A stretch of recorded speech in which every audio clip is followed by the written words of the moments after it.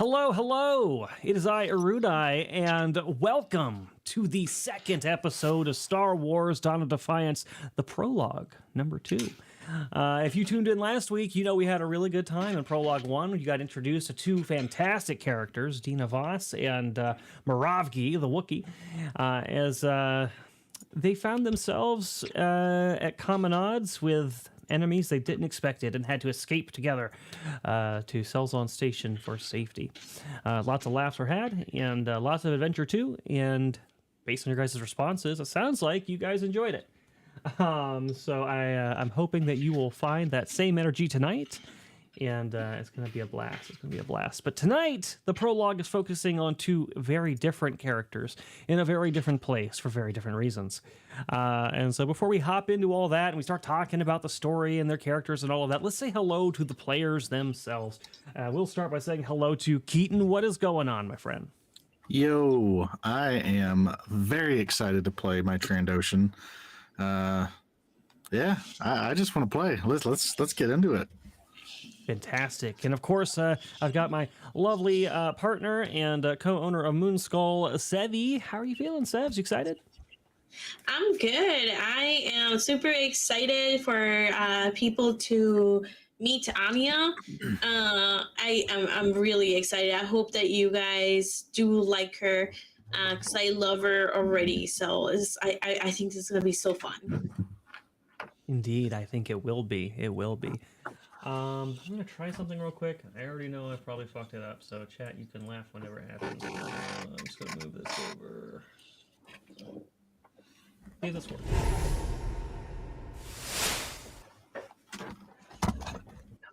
Of course it didn't work. Oh, thank you, LV Cowboy, for staying awake.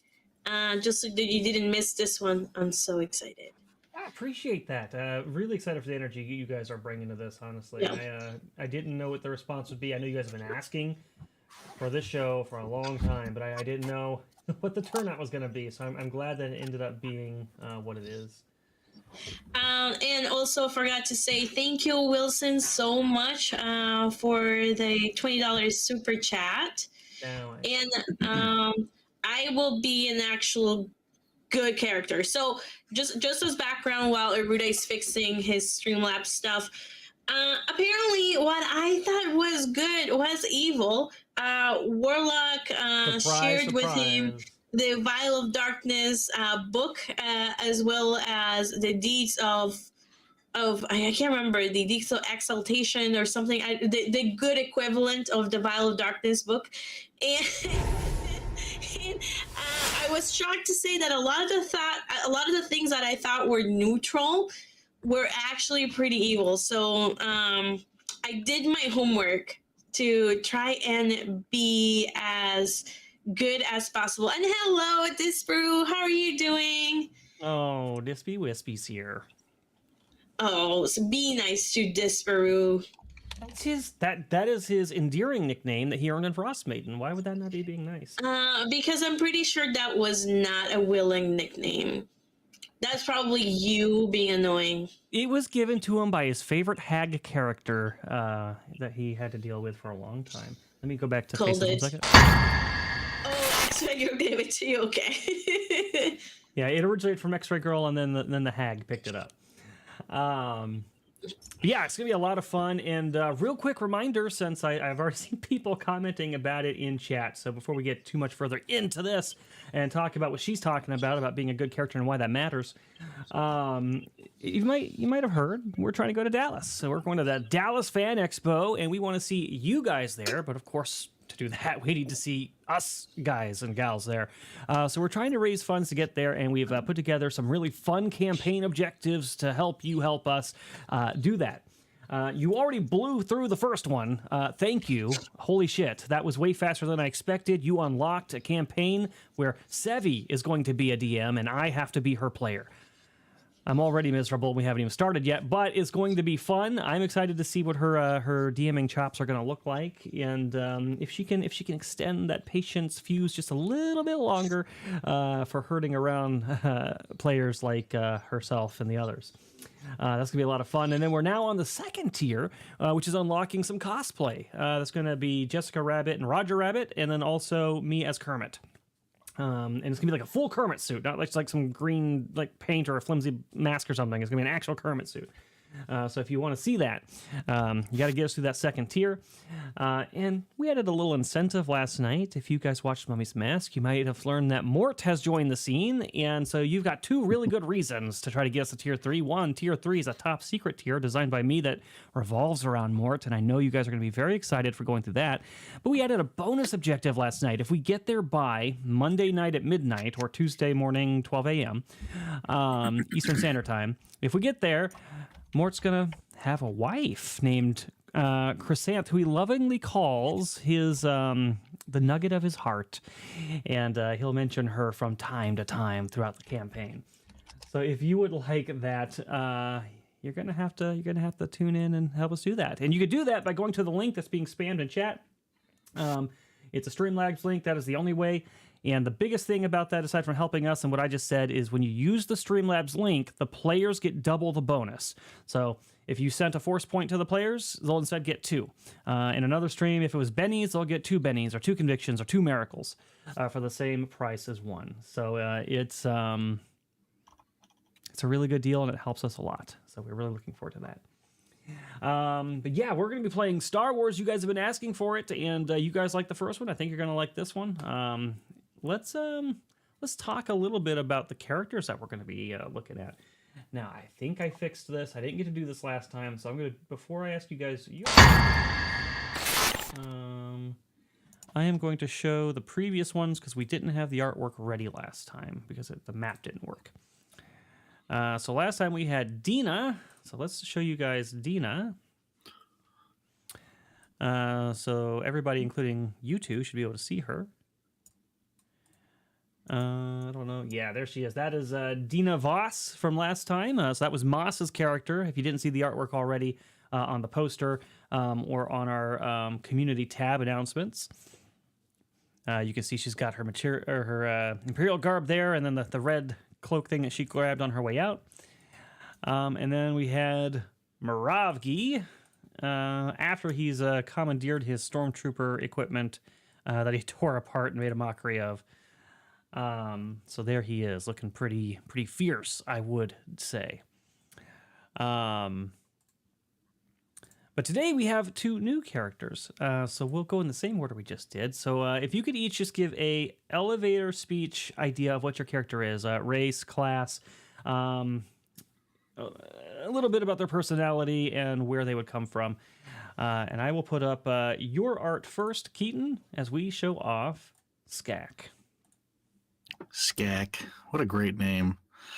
He is a Trandoshan, obviously, a soldier. He's a former bounty hunter who is living a life of dejection, I think, in the Empire because of the alien racism. He's trying to make ends meet. And you know what? He might just start sticking it to the Empire someday soon. Yeah, it's tough to be an alien these days, isn't it? I just realized I logged out of my Streamlabs. But really cool. And you said the class and race? Yep. Okay. Awesome. And let me go to the next one. And then, of course, we've got Sevvy playing as Anya. Tell us about Anya. Her name is Anya Soretti, and she was a Padawan when the Revenge of the Sith era kind of happened. So she was at the temple. That's kind of like her background on it. She did suffer great tragedy, and through the Force bond, she felt her master die. So we'll probably revisit some of that stuff, some of that background more. So she carries that, and it weighs heavily on her. She was able to run away. She is human.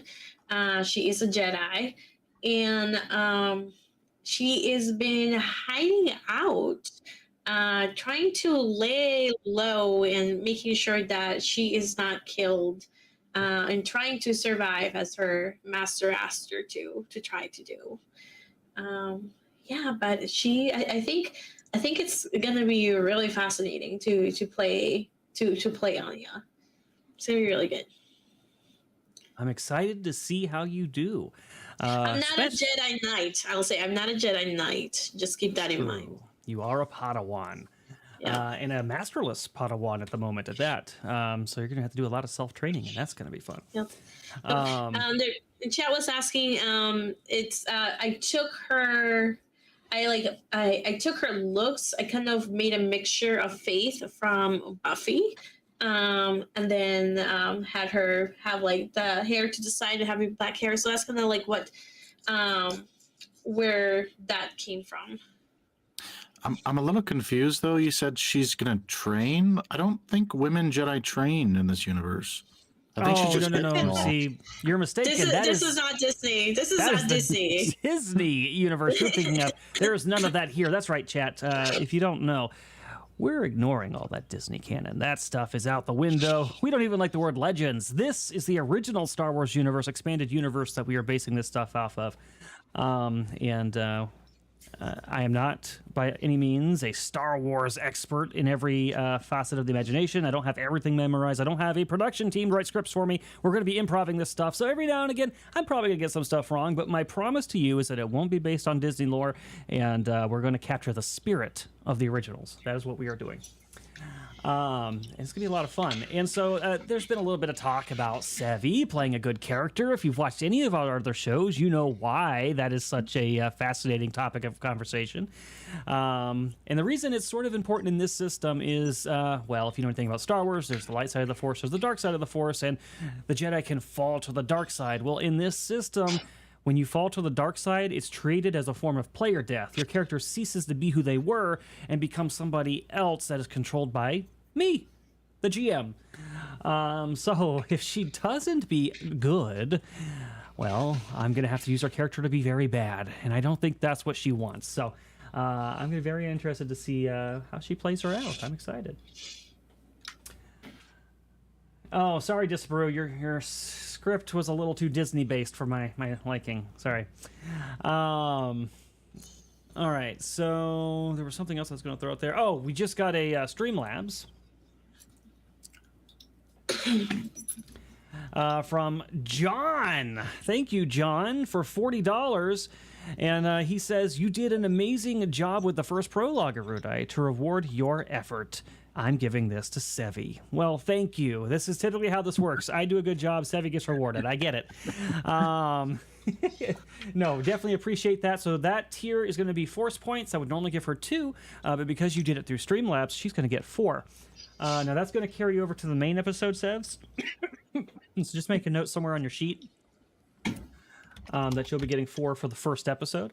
For this episode, you guys are going to get 3 trial force points that you can just use, and they're just here for you to experiment and learn the system as we play. They won't count against your real force points. And then Vader kills her. Well, you know, that could happen too. But awesome. Thank you for that super chat. Very much appreciate it. As mentioned, we doubled the reward because you went through Streamlabs, and thank you for helping us get to Dallas. Was there anything else I need to point out before we launch into this thing? I don't think so. I think we hit all the points I wanted to. Oh, and we're using Star Wars SAGA Edition for those who are asking. Oh, I don't know. Was it 2 for the first one? Probably 2. That's probably right, actually, now that I'm thinking about it. Yeah, 2 force points. 2 temporary force points for the session. I think he's right. But cool. Episode 36, Heavy Falls to the Dark Side. Guys, we've already established in this universe 36 is an unlucky number. All right. That's my employee number. My character. Oh, that's perfect. I would laugh so hard if his employee ID, if Rudi's a real life employee ID is 36. It's not, but there are other things that. Well, we're not going to go into that.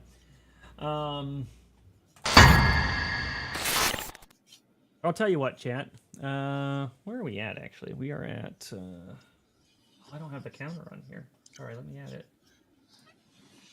Browser, Kermit.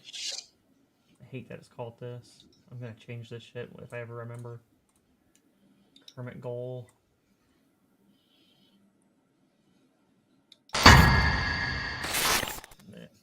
You're gonna hear that sound a few times, chat. Sorry about that. It will be fixed. The stingers noise will be fixed next time. We ran out of time. Yeah, we discovered it's not an easy fix. You can't just change it in OBS. We actually have to re-render the damn video. So we're gonna have to do that. Says that I already tried to be good, but I already fell to the dark side. All right, guys. I'll tell you what. If we get that bar up to 500 by the end of this session tonight, I will tell you guys a real life thing that I have to deal with every single day that has that damn number on it. Oh my god, I want to know. Otherwise, it'll be a secret. Locked away forever. Wow, that was a slurping sound. I meant zip and throw the key away. Yeah, I didn't mind it. Oh, god damn it. Fucking hell. Between you and Caleb, man. So we're going to start on a core agri world of Chandrilla. An agri world in Star Wars, by the way, is basically a planet that is solely focused on agriculture and farming. It's their primary exports, what they're known for. Their whole world is just built, it's naturally designed in such a way that it's just ripe for just making nothing but agriculture. It's what they do. And that is where we are at, and we're going to start with Sevvy. And the camera is going to do its crawl. It's going to pan down on Chandrilla, and then it's going to do a screen wipe onto a local farm where some local fruits are being harvested, and there are some droids out in the field doing some work, getting fruit done, vehicles moving around and floating around, pesticides being sprayed on things. And we're going to zoom in on Anya, who is one of the living workers in this area. And Anya, you have been working on this farm for several years. And you have been working under the couple who are sitting there talking to you now. Jesra Bibbage and Trinelli Bibbage. And Jesra is in the middle of, he's saying to you, and I can't tell you how much we appreciate all that you do, Anya.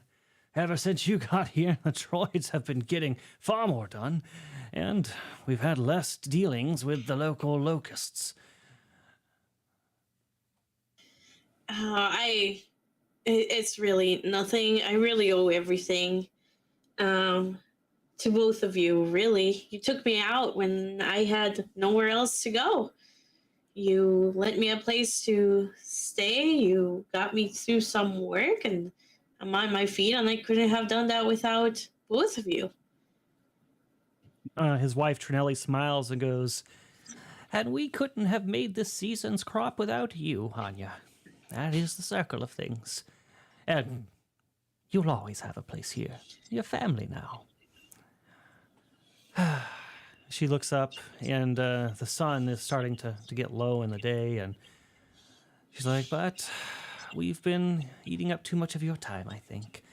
I know you have a great deal more to do before you retire for the night, so Jesra and I will leave you be.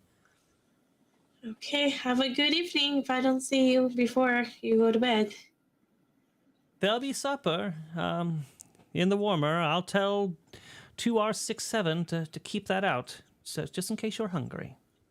Oh, thank you. I'm sure I will be famished as right after I finish the day's work. Oh, and if you see Mort, could you tell him that we saw him sleeping in the droid repair bay? We can't have any more of that. Oh, yeah, I will. I will let them know. That's unfortunate. He really needs to... I don't know what he does that he apparently has to sleep during the day. It's not like he's doing anything in the evening. I'll talk to him. Neither do we. Very well, let's go in. Trinelli, we'll see you later, Anya. Okay. And as they head back in, you realize, hey, you still got a couple hours of work probably left. And you pick up your equipment and start to get back to it when something hits you in the side of the head. On the side of my head? Yeah, something right in the side of the head. Oh, like I'll look around to see A, what hit me, and then 2, who threw it at me. You look down, and there's one of the fruits that you've been harvesting, a special kind of long fruit called a banane. And you look around to see who threw this banane at you, and you see your friend Granget. The old wily Doug himself is sitting there with another banane, peeling it with his feet and grinning at you. He winks as he takes a bite out of the long fruit. I should have known it was you. You know, we can't be wasting fruit. I'll pick up the fruit and try to dust it off and see if it's good enough for me to put it in the basket with the other fruits. You hit your noggin. It must be bruised. Yeah, you look at it, and yeah, it is probably going to be bruised. And he kind of chuckles to himself. Yeah, you should have known better, Anya. Besides, it's just too long fruit. They'll never miss it. And I've been with the family for so long. They know I like to snack from time to time. I don't know. Maybe just try not to do it very often. They do require as much as we can harvest to sell, and how things are going. You are such a stick in the mud, Anya. You'll never want to have any fun. I understand. Wherever you came from, they put a good head on your shoulders. You know, you don't ever talk too much about where you come from. But you seem very, I don't know, formal. Did you go to some sort of boarding school?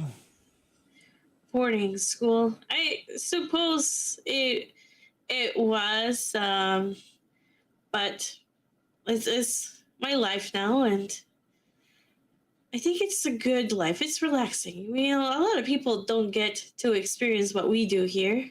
It's quite calming and refreshing. I see. So you retired to manual labor and farm life because you wanted relaxation. You and I, Anya, we have two very different ideas of relaxation. Well, how do you propose we relax? I mean, maybe after we're done with all the work, we could relax. He looks at you, kind of scrunching his face a little bit, and then he walks by on his hands. So Doug's kind of walk on their back hands a little bit, and then he stops on his small hands and kind of pats you in the cheek, and then goes by and goes, Anya, I'm getting old. Tending to fruits, dealing with droids, working out in the sweltering heat at midday. It's getting too much for my old bones. I've been saving for a very long time. Oh. And he's had this cough over the last probably 2 months that seems to get worse as each month passes. And he kind of like blinks his eyes, wiping the tears or whatever from the hard coughing. Sorry about that, Anya. That's not getting any better. You sure you don't want to get it looked at? I mean, we could always ask for a day off, and I can accompany you to get it looked at. It seems to be getting worse. What money, Anya? Ever since the Empire took over, health benefits haven't been great. And things have increased in price across the board. I'm saving for my retirement. I need to be done with this. Then my health will be better. Once I have all the money I need, Anya, and I can go and find my own place here on Chandrilla and just... what did you call it? Relax. Yeah.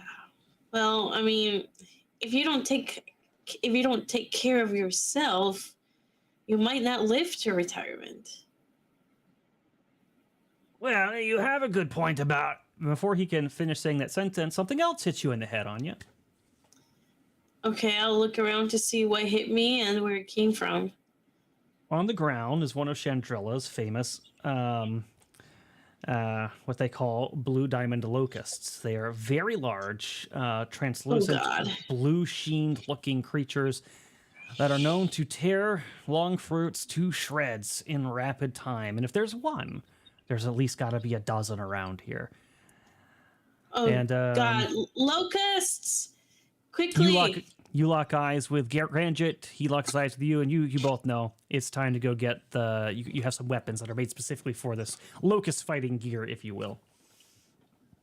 And he's like, right, to the equipment, let's go.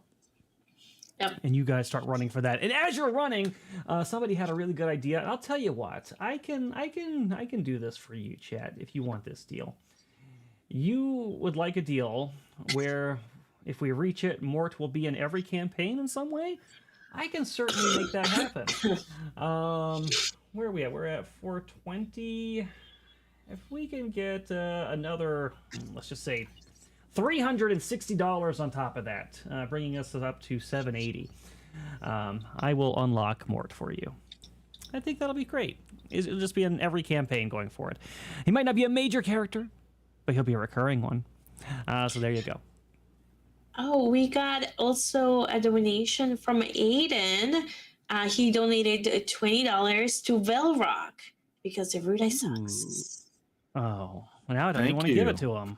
What is this? Too bad. You gotta give it to me. Too bad. Erudi, you have to. Erudi, you did a good job. Here's the benefits for Sevvy. Erudi, you suck. Here's some benefits for Velrock. I see how this shit's going.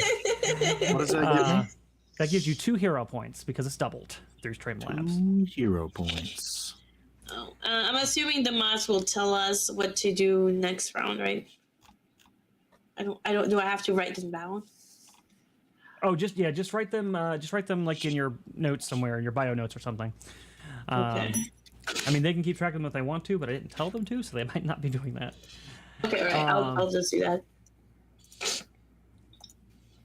All right, so what was I saying? Oh, you guys are running for the weapons, and you go to the little storage shed where one of the crop droids is currently taking his oil bath right next to it, and you grab your equipment. You got like a little like stun prod thing that sometimes causes them to like flip over on their back real easy, like if they're flying at you and shit. And you've got another thing that's like a little like low-powered blaster to kill them if you're able to get them to be still long enough to do so, because these wily bastards are hard to hit. And how do you donate to Streamlabs? There is a link being spammed in the chat. You can also ask the mods. Michaela will be happy to take care of you and hand you that link. Isn't that right, Michaela? You want them to get this goal? Yeah, I think so. But you guys head over to go fight these creatures, and you're looking around for them, and we're going to get our first roll of the night. So the long fruit grows on these really, really hard husk, almost like bark-like stalks. And running through them, even though they're pliable enough that you can kind of move through them, it blocks a lot of vision. So trying to find these creatures is going to be a real pain in the ass. So what I'm going to need you to do is make me a perception check as you're running through this area trying to find... Oh, and let me move to the map screen 1 second so they can see the rolls.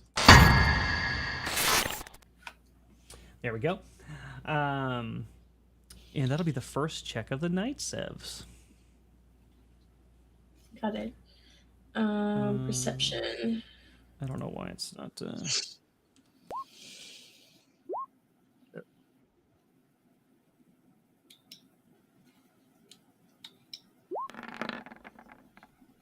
Oh, not bad at all. I got a 24. Surprise, surprise. Sevvy has good rolls in every game she ever plays. That is an exceptional roll. So you hear the sound of them as you are going through the field, and you head in that direction, and sure enough, you see a whole bunch of them. They are gathered around in the area where some of the newer crop that is going to be very vital to the future seasons coming up. And they've already started chewing away a lot of them. And one of them has even mischievously hopped onto this chipper device. It's a big machine that is basically used to take those husks that I talked about. Those got to be disposed of. They're not good for basically anything else. They're not good burning fuel, anything like that. So it gets turned into like this sawdust that they can sell to places who need that kind of material. You can see that one of them have hopped on to the controls there and kind of walking around with this like bug legs has accidentally turned the device on and it's started moving. And the chipper is now just rolling along. But you got to stop these creatures first. The crop is more important. Okay, I'll grab the blaster pistol and I'll shoot at the locusts. All right, so go ahead and give me a shot at one of these locusts. Let's see. With your pistol. Please be good. 12. It easily flutters out of the way. And as you do that, Granjit comes out from the other clearing, and he looks at you and shakes his head, and he goes, Anya, that is a poodoo way to handle this. You know, you can't just shoot these things out of the air. They're too difficult. You got to stun them first. Stun them. And you see him take his little stun stick and hit one of them, and they kind of then flip over on their back. And then he lowers his rifle and shoots it dead. Stunning, of course. And remember, shoot them in the underbelly. Underbelly, okay. Do I have one of these stun batons? Yes, you do. Mm-hmm. You don't have it in your sheet, but that's fine. Just roll. Actually, let me go to your sheet. You might just roll a strength. But let's see. Don't you have? I just have lightsaber. No, I just have a lightsaber and I have a blaster pistol. That's fine. Just roll your strength. That should be fine. Just roll strength. Strength. Okay.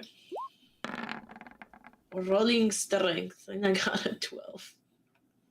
All right, so you attempt to stun one of these things, and it again kind of darts out of your way, a little closer this time. It seems like these things are a little bit easier to hit with the arc of this stun weapon. And one of them seems to get a little irritated at being poked and prodded at you. So you poke at it, and kind of like those aggressive jumping spiders or whatever, it actually comes at you. So I'm going to make a little roll here. Oh, God.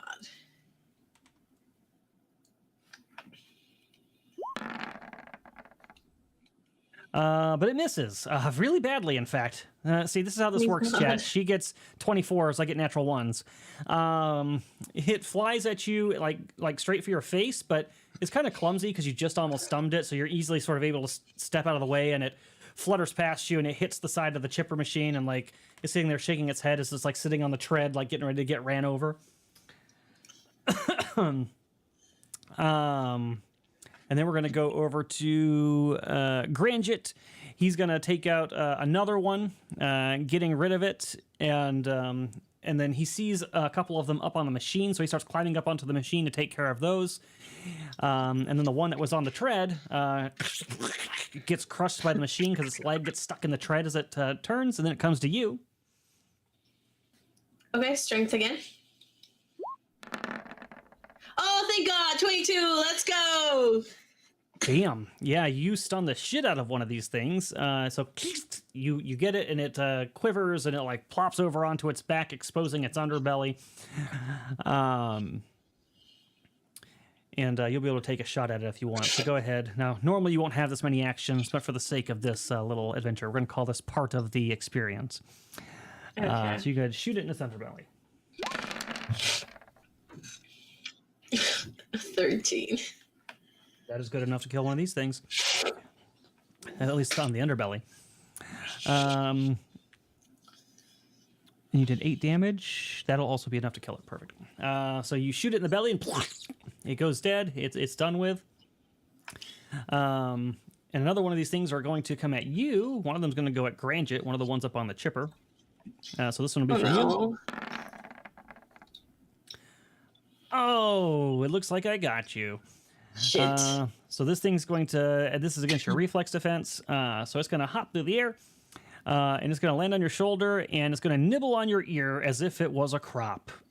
It's not going to feel good. My ear. So you take 3 damage. as it bites you in the ear. Okay. It's just being nice. It's giving you a free piercing if you decide to be a more rebellious Jedi. The other one is going to attack Granjit. Oh, thank God you missed. It's going to miss, and it's going to try to land on part of the device, and it's going to miss and fall into the chipper, and you see like bug parts flying all over the place.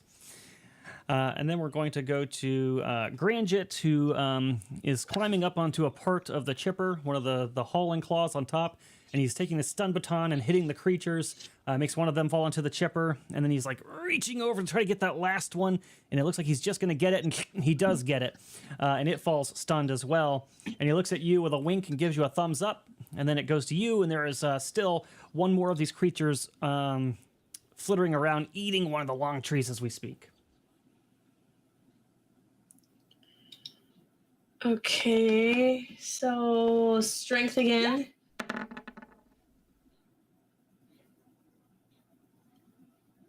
That's That'll do it. 17. So that'll stun one, and then you can go ahead and shoot it. Okay. All right.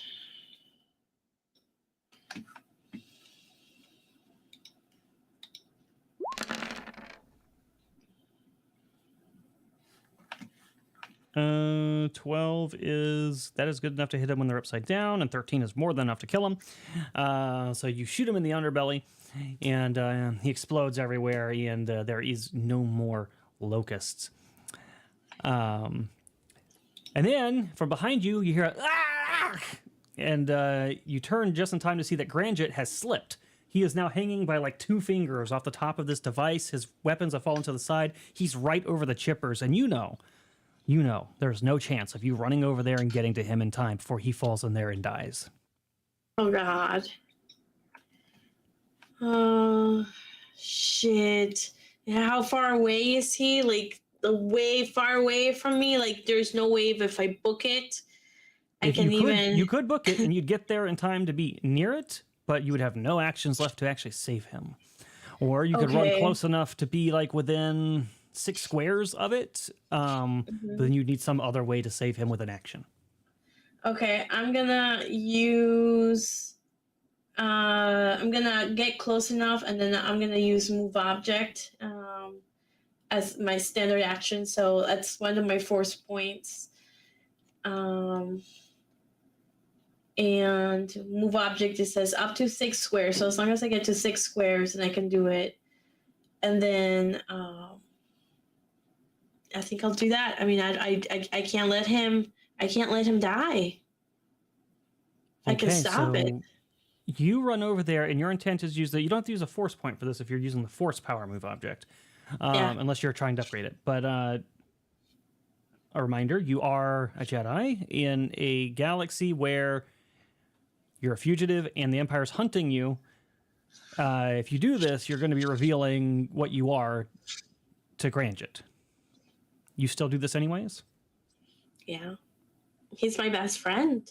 Ever since I got plopped here in this world, there's nobody else. It's him and Jethra and Trinelli and him. They're the closest people I'm with. I'm sure I'm sure that if there's anybody I can trust, it's them. They're like my family. I will protect him. I'm sure that he will understand. I've never heard him talk badly about the Jedi at all. And I really think this is the right thing to do. I mean, yes, it does put me in danger. It is a risk. Hopefully there's nobody else around, but it's a risk I have to take. Okay. All right. Well, you know what that means. So you go over there and you feel the Force flow through you. Something you probably haven't really connected with and called upon in some time. And he's dangling in the last few fingers, just they give out because he's old, and he begins to fall. Ah! Oh, And you just let out with the Force and shove him away. And the Force, like, he's looking at you, eyes wide as terror, as he thinks he's about to die. And he's falling into this thing, and he just sees you raise your hands, and thwomp, he gets hit solidly in the chest and flies backwards across the dirt and into one of the long fruit banana stalks. Just looking stunned, trying to catch his breath at the split second near death he almost had. Oh God! I'll run. I will rush towards him and make sure he's okay.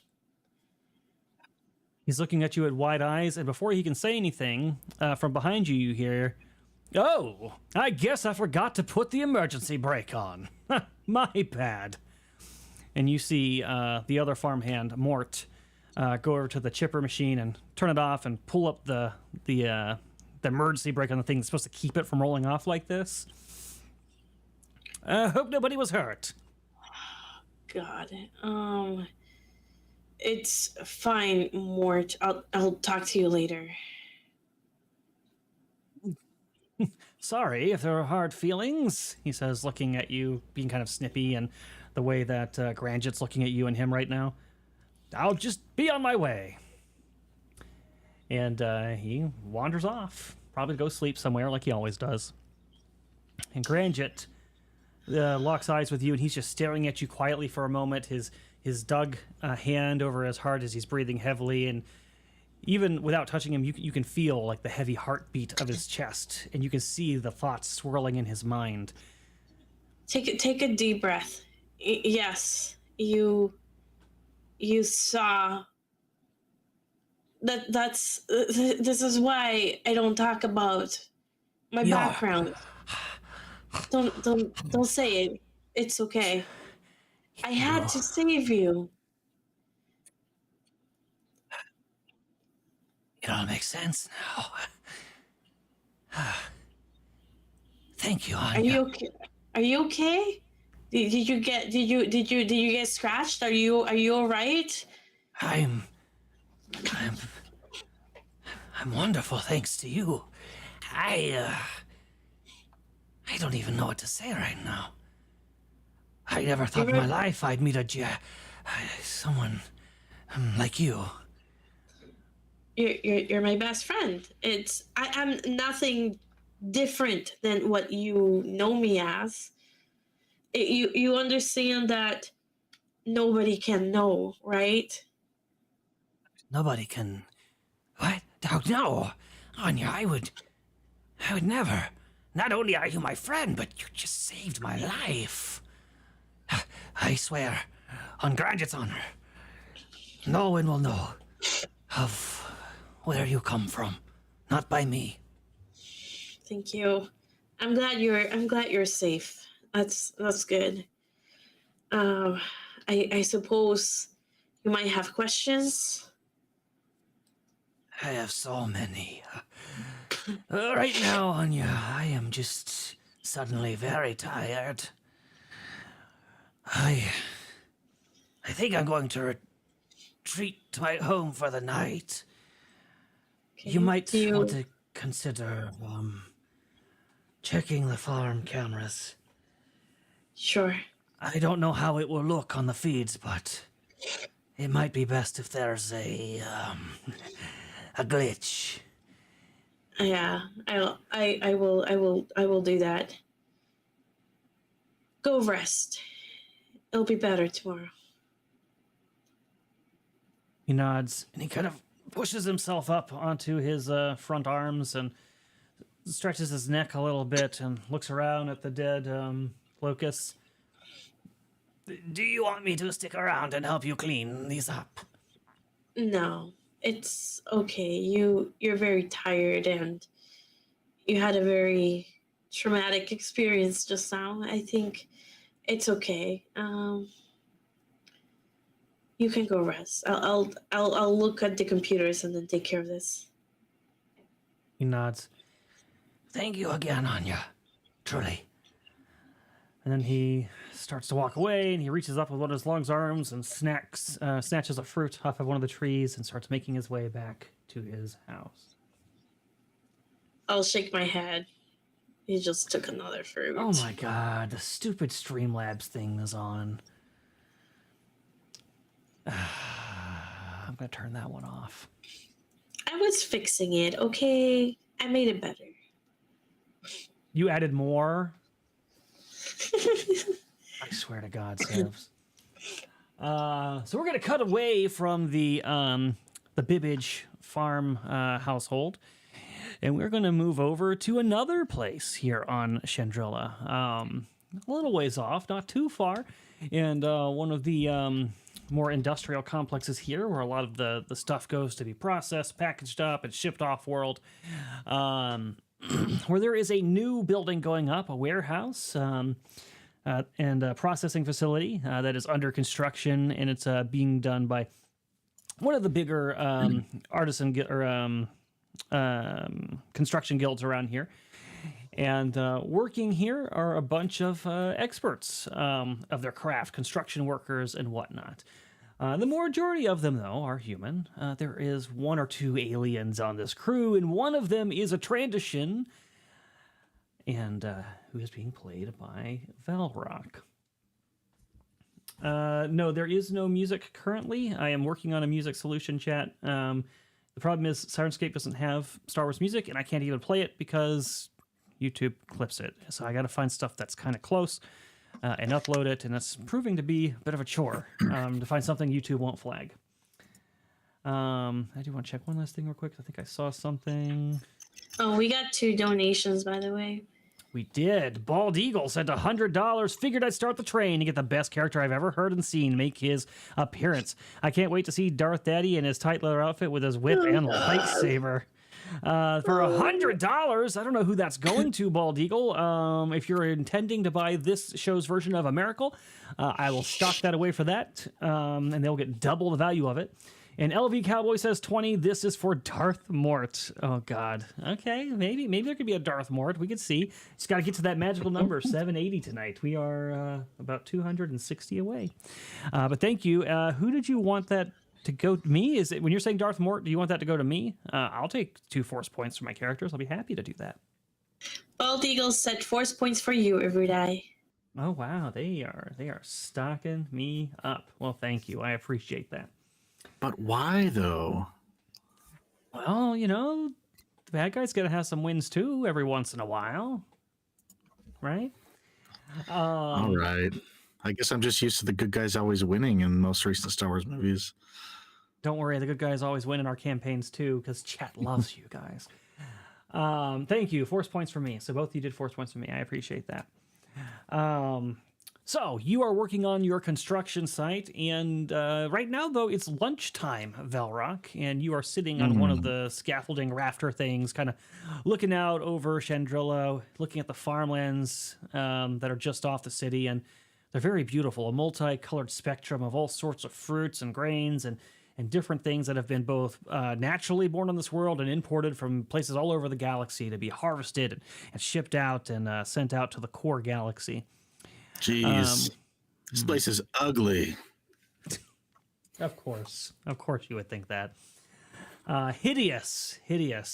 But what would your character, Skag, what would he be eating for lunch? What's in his lunch pail right now? Anything that is made of meat.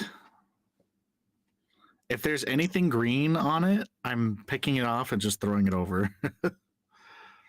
Anything green? Okay, so you're getting rid of all the meat. Did you pack this yourself, or did you buy it from one of the local stands or something like that? Yeah, probably got it where everyone else is getting their lunch food. I don't know. That sounds sure. good. So there's some local stands nearby where the guys pick up food sometimes. Their favorite one is this place called Crunchies, and they've got some really good meat foods over there. And they usually do a combination of a variety of meats, and then they usually include a really nice little salad with it, but it seems like you must have tossed that part out. And one of these is a nice hearty, it's like some sort of like boar-like creature. And then they also included as like a little bonus what they called roasted blue diamond. And it's like a roasted bug that looks like some sort of locust creature that they roast the outside of the shell over like this Spitfire thing, and it kind of hardens the outside and softens the inside to like this tender meat that you crack it open and just eat some bug meat. Enjoyable? Good lunch? Oh, yeah. The best. As you're eating your food, you hear some footsteps on the scaffolding behind you as one of the other construction guys are going to kind of like eke on by because he's going to head down and start doing some of his work. Do you politely kind of scoot forward a little bit, letting him go by? Is he a human? Yeah, he's definitely a human. No. Ahem. He's going to have to brush past me. Oh, God. What? There's plenty of room for you to go through. Just go. Very well. And the man starts to go by, and he is scooting past you, and you feel him like brush against your back. And then you hear a thunk as his boot hits your lunch pail, and you've got the core meat, the boar, like a piece of the boar in your hands. But you watch as your delicious roasted bug and the other part of your boar kind of tumble off the scaffolding, hitting the dirt ground below. He just kind of stares at it for a sec, and a frown curls across his face, and he will turn around. Instead of leaning over the scaffolding, he turns around and stands at full height against the sky. I'm so sorry, Skag. I was trying to get by, but your bulk was just so big, and if only you'd made a couple more inches of room. It's Skag. Oh, sorry, With Skag. a K. Yeah, I know. You laser brains don't know how to spell, so... Moonskull donations carry over. Yeah. 780 gold is for tonight for the Mort thing. The Chrysanth ones are for Tuesday. Hey, no hard feelings, right? Wouldn't want a workplace incident. He just kind of looks at him and starts to chuckle to himself. That's a good one. You're funny. Well, what are you doing in the construction business? You should be a comedian. I don't know what you find so funny, Skug. But I gotta get The down only to thing some I find work. funny is that you could do anything to me. You best watch yourself, Skug. You wouldn't be the first other to disappear around here. Yeah. He goes back to leaning over the edge and eating his meat. Tell him his score's 0? That's not very nice. Are you saying to tell him to tell the other guy his score's 0? Okay, I can see what you're saying. And the guy just kind of like smirks to himself a little bit and turns, and he heads over and starts making his way down to the construction area below. And you return to your meal. This has kind of been part and parcel of your experience so far in Chandrilla, and generally with all the companies that you've been working with over the last couple of years. With the Empire taking over, anti-alien sentiment has been on the rise. And increasingly, you find yourself on the end of more and more jokes, pranks, insults, sometimes just being treated, well, non-human. They're just jealous. I'm sure that's the case. Oh, wait, hold on. I have to get into character. Oh, God, here we go. Oh, he's got his hat. Okay. Okay, go for it. Oh, no. Yeah, I got it, Nozak. These construction guys aren't quite that refined to even know to say that. But that is true. 2 points today by chatless gold stuff. What kind of excited? Yeah, perfect. All right, so you start to tear back into that hat's amazing. You start to tear back into your food, and then I have an even better one coming, by the way. you I have a knitted one being made.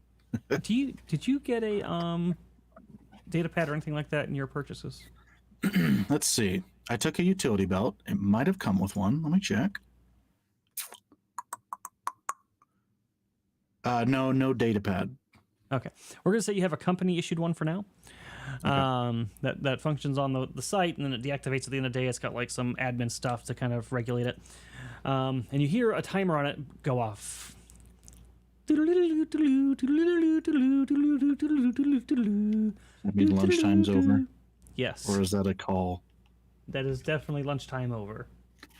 All right. Back to it. I throw the bone over the edge. It falls down from the height and hits one of the droids down below. It looks up at you and shakes one of its claws at you, and then it goes back to work. You make your way down, and you see your crew over there going over some plans, and one of them looks up, and he's like, "Ah, there you are, Lizard Breath. We've been waiting on you. Come on. We ain't got all day." I'm coming. Scruffy nerf herder. All right, listen. The boss says we got to move up the timetable. We're behind. Way behind. So, we were only planning on doing one demolition today. But Wait. Behind? No, we're not behind. I didn't get any notes about being behind. Oh, did you not get the email that was sent out this morning? He immediately pulls out his data pad and starts looking through, trying to find it. No, I didn't get anything. He pulls out his data pad and looks. Oh, that's because the boss misspelled your name again. He put Skux when your name is Skalgs. What an idiot. That's not my... Anyway, yeah, we're behind. Very behind. We were going to do one demolition. Now we're going to do 3. And we got to get them done in the same amount of time. So we got to hop to it. Okay, wait, hold on a sec. No, none of that makes sense. That can't be right. Why don't we just go talk to him and get it sorted out first? Talk to him? Hey, good luck. If you can get him on the holo, I'll pay you my entire week's salary. Yeah. He is hard to get a hold of. Okay. Yes, do we have the supplies for it?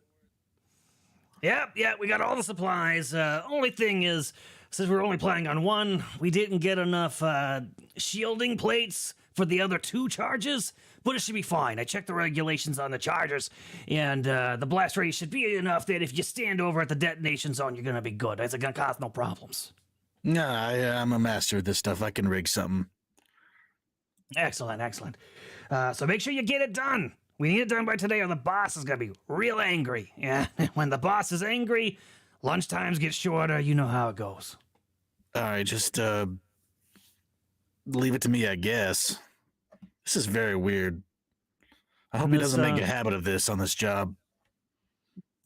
One of the construction workers who you guys have called Cowboy because of some of his antics over the years is kind of like scratching the back of his neck and just looking at the timetable and the plans. He's like, I don't know. I got a bad feeling about this, guys. Something just, I don't know. Got a bad feeling about this. Don't worry about it. I'll get it sorted. It'll all go very smoothly. I guarantee it. It better. Not all of us can regrow our paychecks like you regrew your tail or your arm last time. It's fine. Please, just shut up. Let me do my work. And let's leave it at that. Sure. Cowboy, you're with him. Okay. Cowboy picks up his gear and his equipment and is like, looks like I'm following you, Skag. All right. By the way, Cowboy's the only one who ever says your name right. Oh, Cowboy's a G, but he's still human, so he's sub-Trandoshan. He is. And he comes with you over to take over the other site. But as you turn to go, we're going to make your first roll of the night. Could you please make me a perception check? Perception. I'm fantastic at these. Oop, where's my thing at? 13. All right, so that is good enough. When you turn around and you start to walk, your eyes catch at the very last second, right as your foot's about to hit it, somebody has, while you weren't paying attention, strung up a wire designed to be just at the height to trip you when you turned around to walk into it. What the? That's so Can I look and see what it is? Like what? Yeah, what it is looks like attached to? it's like somebody took some of the local like wire, like the electrical wires that they're going to use to like string everything up whenever they get the electricity put in, and just while you guys were talking, strung that up and left it there specifically. It looks like designed to trip somebody. Hey, hey! He looks around. Who's wasting company resources? Criffing morons. We better not let the boss know about that. Sorry, Skag. I know these guys give you a hard time. He pulls out some of his pliers and starts like undoing the wire. Maybe we can still salvage this. Yeah, that's fine. That works. Let's just get it over with. You know, for a guy whose salvation isn't guaranteed with the scorekeeper, you're all right. I don't know what any of that means, Skag, but I'll take it as a compliment coming from you. And Cowboy and you head over and you do the first demolition. No problem. You has the proper shielding and whatnot, and we're gonna say that you can take a 10 on this easy. So what is your normal +7? 10? +7? Yeah, okay, yeah. You're gonna be very good to go on that. So you set that up perfectly. Explosion goes off. Boom. No problem. The second one is lacking the proper equipment, even less so than the construction leader had led you to believe. Cowboy, why are we missing green wires? We need more green wires. Where are they? Did you not bring them? You know I'm not charged of that stuff, Skag. We got these yellow wires they tried to trip you with. Well, the yellow, we might confuse it with the neon green one. I'm not sure what to tell you, Skag. The next shipment, the pickup for shipment of parts doesn't even leave till tomorrow, so... I don't know. Okay. All right, let me think. Yeah, all right, yeah, we can do that. Let me just get it in my brain real quick. He like he sits there for like 15 seconds and his lips are kind of moving like he's trying to put it in his brain that there are two wires that look really close to each other. All right. So you kind of look at that and like really get it in your brain and you're good? Let's do this. All right, Cowboy says, sounding even more uneasy than he did when you were at the planning table. But he follows your directions. Everything you tell him to do, he gets it set up. And you guys get the second demolition of this old structure set up. Give me an actual roll this time, though.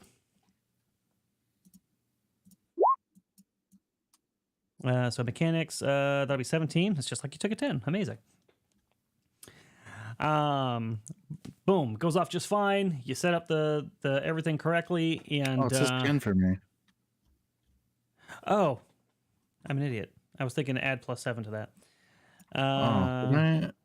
No, it added it. It added it. It did add it. Okay. Yeah. So your total is 10. Interesting. So, you also have a bad feeling about this. This could be a situation, maybe, where you roll a force point. Up to you. Let's see. So we get 2 of them, right? Is it 2? Yeah, you got 2 temporary ones for this session. You can use one at a time to add a D6. D6? D6, though. Is that going to get me anything? The target number is 12, so... Yeah, let me think here. You got more odds than less. My luck is really bad on D6s, but I don't want to screw this up. Boom. Okay, 5. It's a good boom. No problems.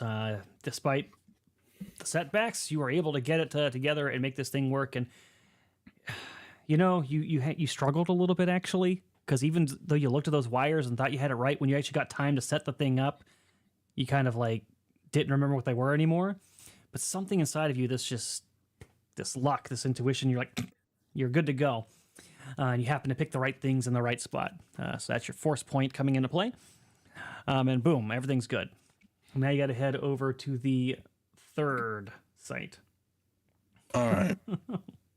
Let's he's gonna improvise a little bit and just grab, like, spit in the dirt and like rub like some dirt on one of the wires. Not enough to like gunk up anything, but just enough to like give it a little bit of color.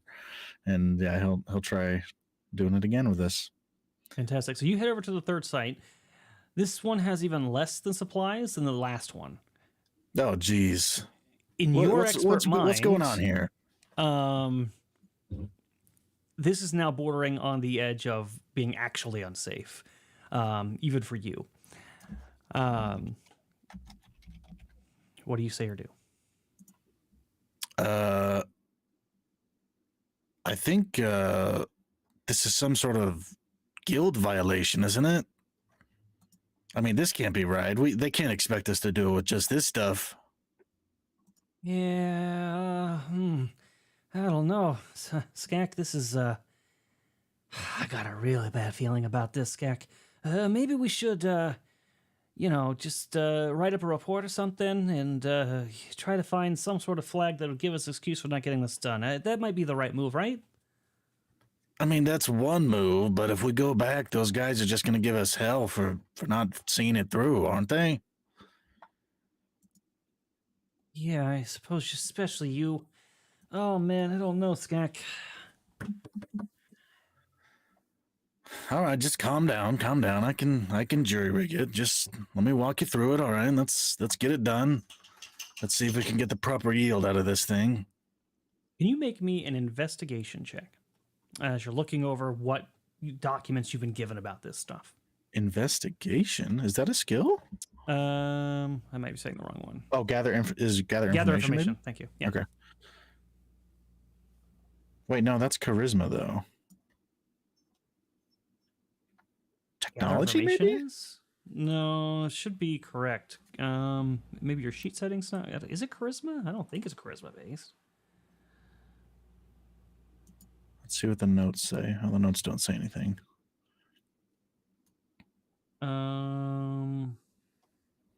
Other information is charisma based. You're right. All right, let's go with All right, we'll just go with perception for now. Just go with perception. I'll figure out the right thing for this next time. 11.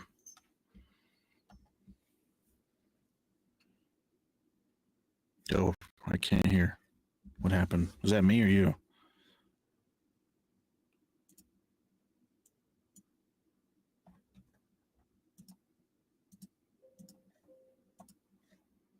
Can you guys hear me? I can hear you. I can hear Sevvy. Yeah, Erudi is not talking. So, but I can hear him clicking. Oh no, we can't hear you, Erudi. You're muted.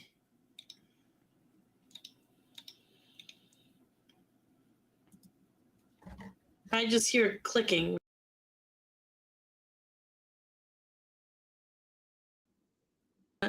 Was he the one that was clicking?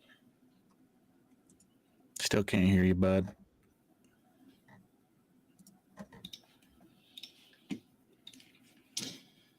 Nope, not hearing you.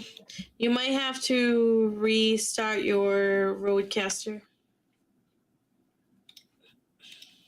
Check your wires. Check your green wires.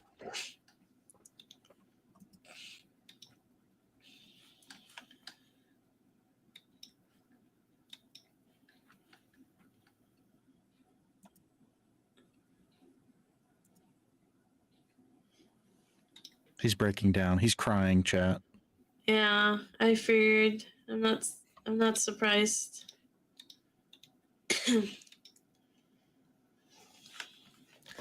Anyway, I think what he was going to say is that I succeed in all my checks and I get a pay raise. They stop picking on me and they give me a yacht for my good work. So I just have a space yacht now. Ooh, a space yacht. That sounds fancy. Did he kick the plug out? It's possible. I have no idea what he even did.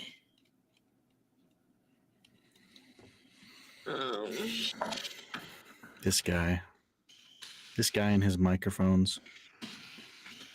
I don't know. I'm wondering if. Okay, well, I can hear myself. Can you hear me now? I hear Yes, there you. you are. Welcome back. I had to restart my Roadcaster for some reason. That was really annoying. So what I was going to say was you're looking at these plans and the data that it has for you and suggesting it. It's going to be rough. It's not going to be a pretty explosion. There's probably going to be some material that normally you would salvage that's just not going to make it out of it. But there's in your opinion, based on the equipment that they put on here, there's a safe enough blast radius that you could have Cowboy hold up one of the shields from the first explosion and kind of hold it in place over in this one area. He'll be in a safe zone, and you can detonate it from a certain distance, and everything's going to be hunky-dory. It just won't be pretty, and you won't be, like, maintaining top company value with some of the things that are going to get melted in the process. Could I instruct him the detonation sequence while I hold the shield in the blast zone?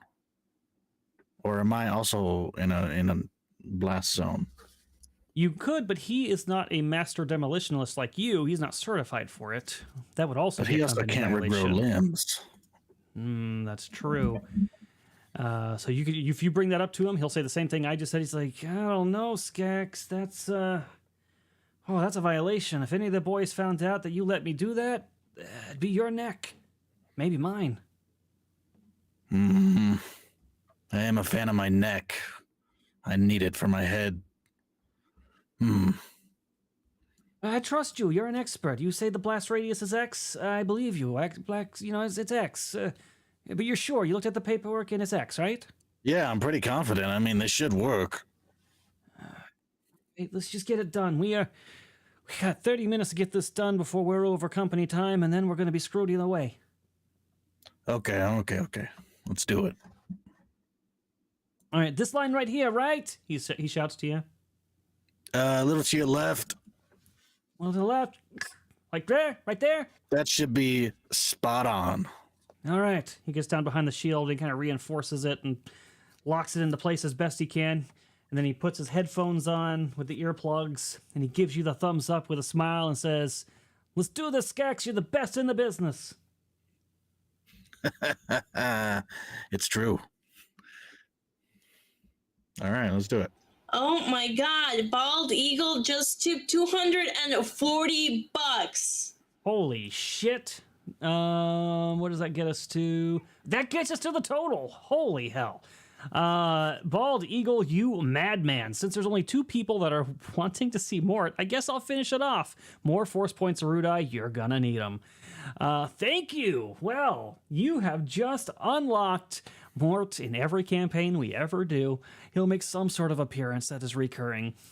And thank you for that support. And that's $240, and it's all going to be force points for me. Oh, I'll have to put those to good use. I'll definitely have to put those to good use. And now all the tension is gone. It's all good. The tension's still there. But good stuff. Thank you guys for that. You guys are 780. We are 78% on the way to our goal. Whoo! That is amazing. Thank you, Bald Eagle. And it is true. Close. He's gonna need the dice. He rolls horribly. I do have the worst luck, so you're probably making this at least an even fight between me and the players. But all right, so you're the best in the business, Skax. And you said that you agree, and click. Yeah.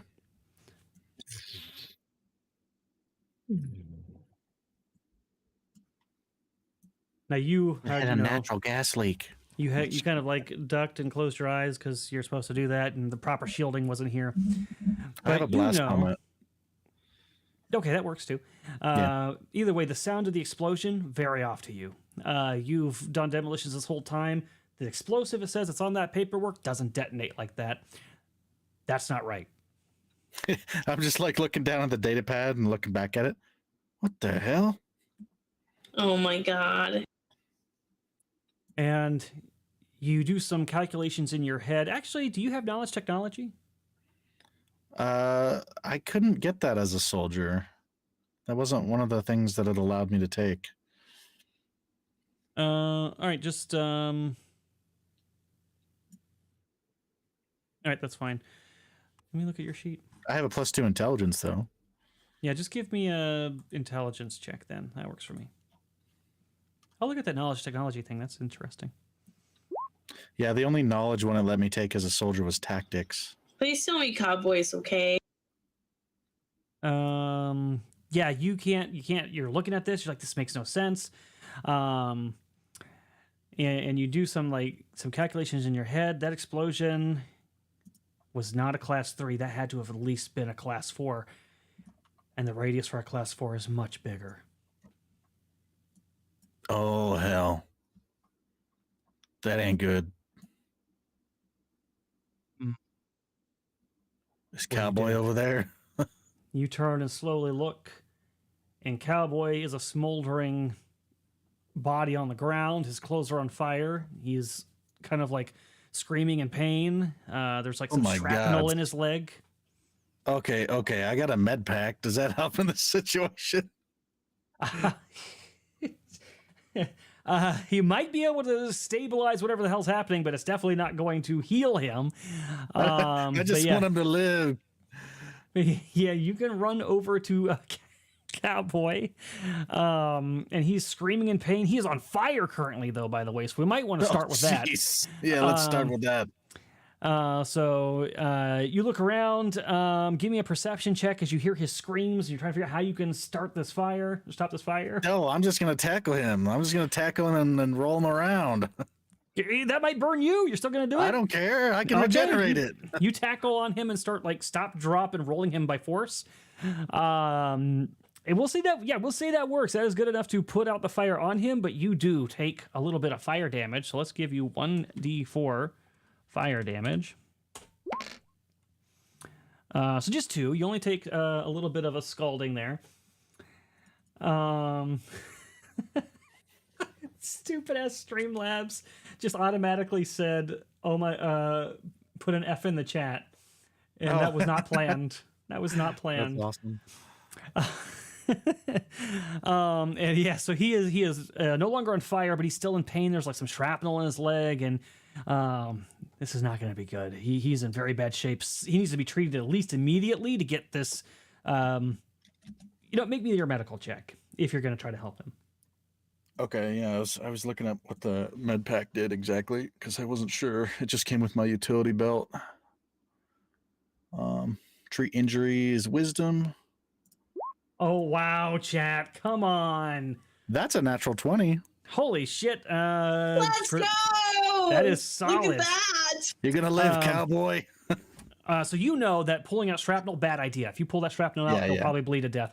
You take the kit and just sort of wrap it around the injury, keeping the shrapnel in place, and telling him you're going to be okay, cowboy, or whatever it is you're saying. Okay, it has bandages back to synthetic flesh, coagulants, stimulants, and other medicines.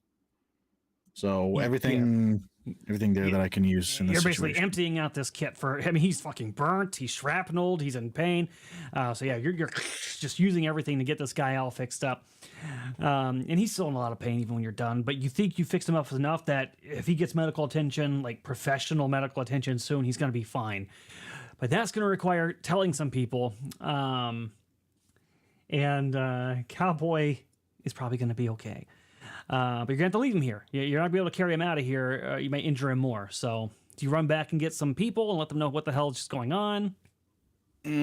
What's our play here, cowboy? What do we do? Is all he says in response. All right. Hold on. Give me a sec. I'm going to go get someone. All right. So you run and you get the leader, and then he's gonna be yelling at you, "What the hell happened?" On the way over there, rushing. Getting I don't know. The specs didn't match. I mean, it's not my fault. Of course, it's never your fault, Skulk. And they get over there, and it's Skag. The droid comes over, and basically he's gonna be fine-ish. He's not gonna die, but he's gonna be probably a few months off the job, healing up. The company doesn't have the best insurance through the Empire market exchange. So he's not going to be getting full back to treatment. It's going to be a slow, painful recovery for Cowboy. Better than nothing, honestly. And it is better. It's better.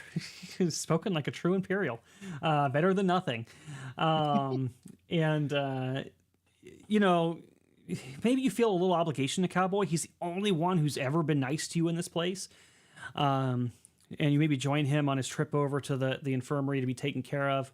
And the camera's going to pan ever so slightly as you go by with him to a creature sitting in the back, a Rodian, who's just enjoying a drink at a local cafe, who puts the drink down as you walk by and then pulls up a little comm to her mouth that goes, and you have no idea that this is happening. I don't speak Rodian. And you don't even speak Rodian. Wait, how many languages do I get? It's equal to my intelligence modifier, right? Yeah, it's the whatever you start with, so common plus your natural language and then your intelligence modifier of extra languages. Okay, yeah. I didn't take Rodian. Maybe at level 4. Cowboy is alive, chat. Jesus, he's fine. He's fine. Is that cowboy spelled with a Q? No, it's not. All thanks to Velrock, I will add. He's alive because of Velrock. Well, he's also injured because of me. He's perfectly fine. Semantics. Perfectly fine. And you know what? He's gonna sue the company. He's gonna come out on top. He's gonna end up being a millionaire. I promise you, Chad. I'm taking care of Cowboy on the back end of the story. He's gonna be living the life. But for right now, it seems real sad. So don't worry, Cowboy. I took care of you. Jesus. So we go back. Things are bad, Skag. It sounds like they're gonna be filing a report, and every time they do this, you end up getting a dressing down from the higher ups the next day, and you know it's gonna suck. Even though you know it's not your fault, they're not gonna believe you. They're gonna promise to do an investigation, and then if it turns out, you'll get your docked payback. But that investigation will never come to fruition. All of this stuff. No, they can't do an investigation. They have to do a perception. Okay, and a perception. But you know how you've been through this show before. So you go to bed that night with Cowboy on your mind and everything else that occurred, and just thinking about where your life has been the last several years. Zaku, you're an Imperial agent. I don't know. The Empire doesn't exactly have a good ending, so maybe it doesn't work out so well for you, I think. Jesus. So we're going to go back now to the farm. You've had a good night's rest, Anya, so you can get back those hit points that you suffered from the Locust bite on the ear. And you report to the farmstead early in the AM, as you always do. And when you get there, you find Mort fast asleep, sitting near the stock feed, just... He's got a data pad in his hand, and the screen lock apparently didn't go off. It looks like it's some sort of adult website that he was watching before he drifted off. Great. And you don't see Granjit anywhere. Normally he's here before you, but he did have a very rough day yesterday. Great. And just to make sure, I did check all the cameras feeds the night before and everything to make sure that they were glitched, so it didn't show me using the Force. Yeah, you're very trusted by the Bibbages, and if you went in there, they don't lock it down or anything. They're not really technologically savvy people when it comes to security. It's very easy to erase feed off here with like little effort. Okay. All right. So I'll kick his boot, and I'll say, Mort, time to get up.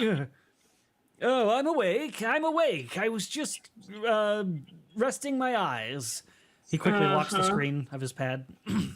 Yeah. So just so that you know, you need to stop napping so much during work hours. Come on, let's go. We have a lot of work to do.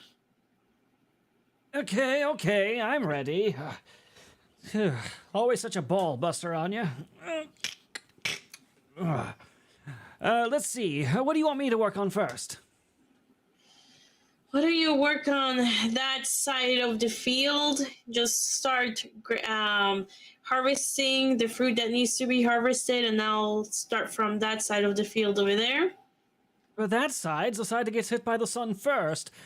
Wouldn't you prefer to trade? I'm bigger, and, well, the sun hits me over the stalks faster than you, and... Fine, it doesn't matter. Just get to work. Thank you, Anya. You are an angel. By the way, I know you've said no several times before, but I'm going to be heading out to the cafe after work's done tonight, and if you're interested in getting a calf and maybe dinner... No. I'll walk away. Good talk. Mort goes the other way. Poor guy. And poor guy. Canonically, this is like the 5th time she shot him down. And you start getting to work, and you're several hours in, and Granget's still not here. He must have really taken that fall yesterday really hard. Wow. Oh man. I'll... Does he have a comm link that I could try to reach him in? Like I have a comm link that is long range. Maybe I can try and reach him through it. He does have the company one. He has the company comm link. And you might have his personal like holo information that can be used on like a data pad or communication device, not necessarily a comm link. So you could try either one. You could try calling his home, or you could try reaching him on the company comm link. That could work. All right, I'll try his home first.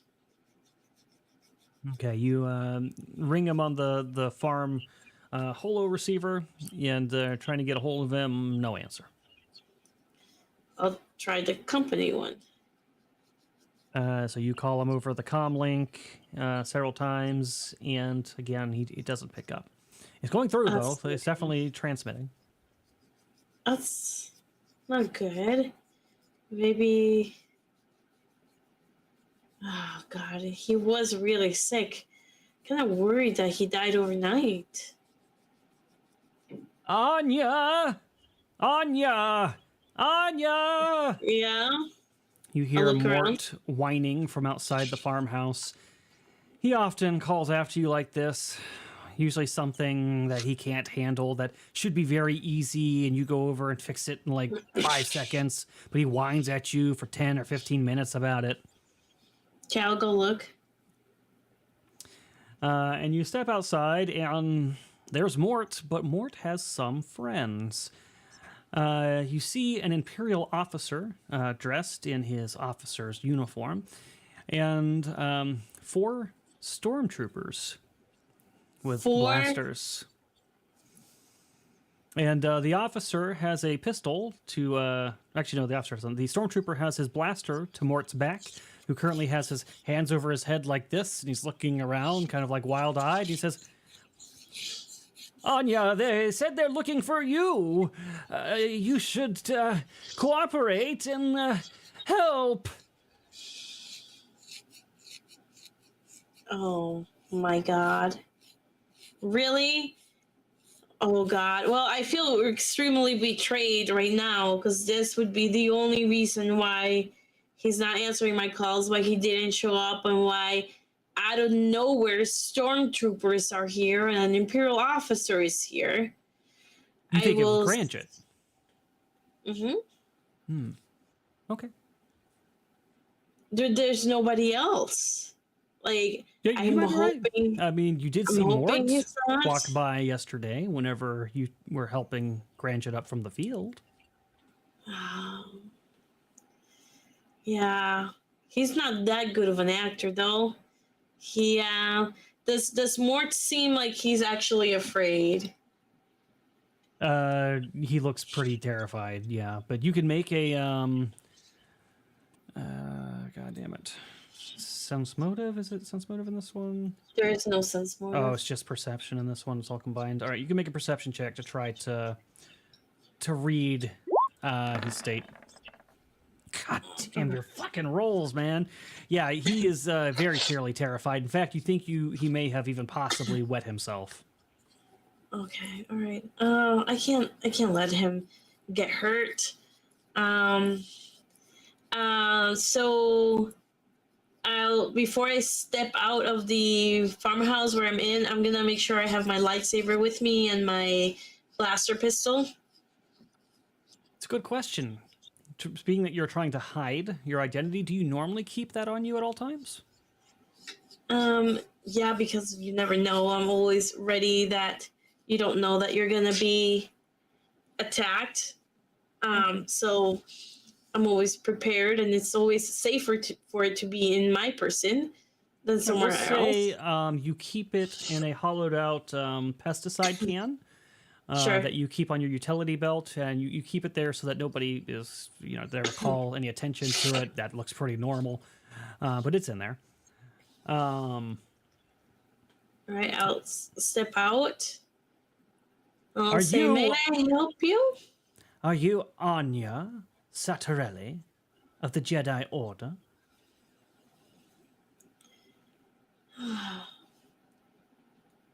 I thought as much. Who wants to know? A loyal citizen of the Empire has informed us that a Jedi was on this farmstead. Scored himself quite the retirement in exchange for your capture.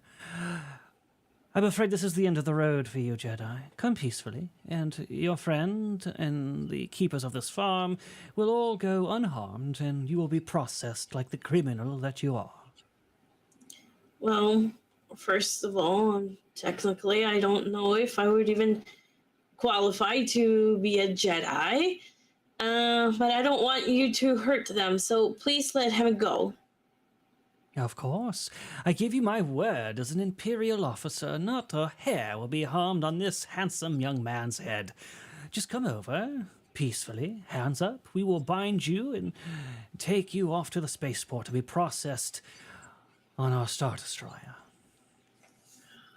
Can you describe to me the area? Like, in terms of, like, where we're at, what might be around? Like, I might need a distraction. I might use something to throw at them to distract them to get Mort, even though I do not like him, to safety.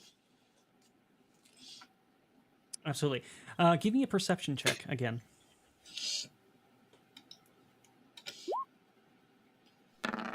Oh, thank God. I was worried I was going to roll badly. Ooh, that's really good. Yeah, so you look around for possible things that might be able to help you in this situation, and there are various pieces of farm equipment lying around that could easily be flung or moved around for sure. There is strung up, so there is a piece of farm equipment that's kind of hung up on a rope and being hoisted, and if it was freed and it swings down, this piece of construction material they're using to build one of the new silos would probably hit them in the back, the stormtroopers and the Imperial officer, all at once. It would probably result in Mort getting hit too, but it would just be by the force of the officer and the troops running into him.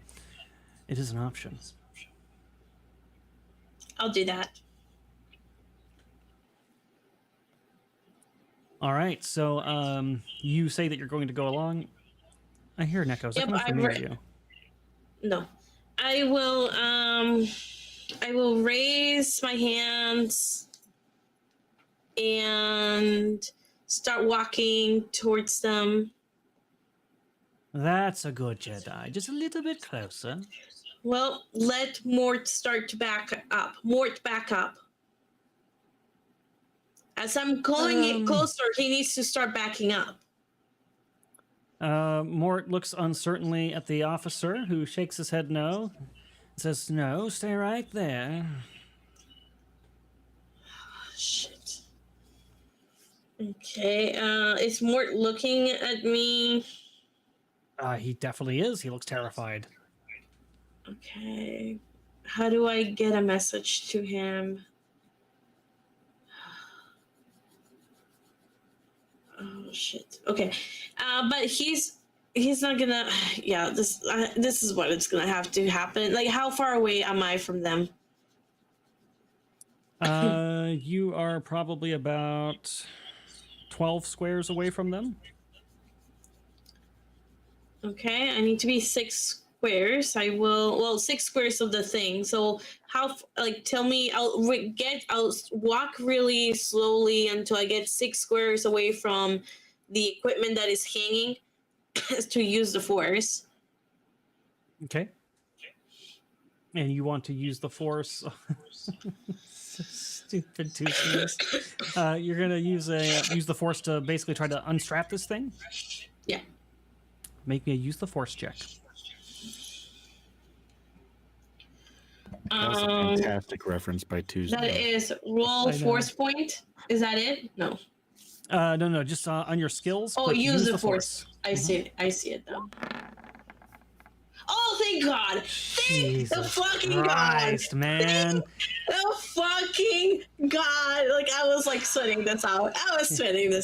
Not gonna lie. It's gonna be one of those campaigns. All right, you with your mind kind of lift your hand a little bit and then turn it, and the rope up there kind of unties itself, and the officer kind of like tilts his head like he hears something, and he turns to look back, and thwonk! Right in the back of his head, and the four stormtroopers, they all go sprawling forward, and the very bottom of the bar kind of like gets Mort across the head, but not like as strongly as they did. And he goes sprawling across the ground, and you have a moment now to escape. Yep. I will yell to Mort to tell them to run away and get Jethro and Trinelli out, and I'll run away. Because I don't want to kill them if I don't have to. Okay. I could use that music. Sure. I'll pull that up, I guess. All right. Well, let me see something.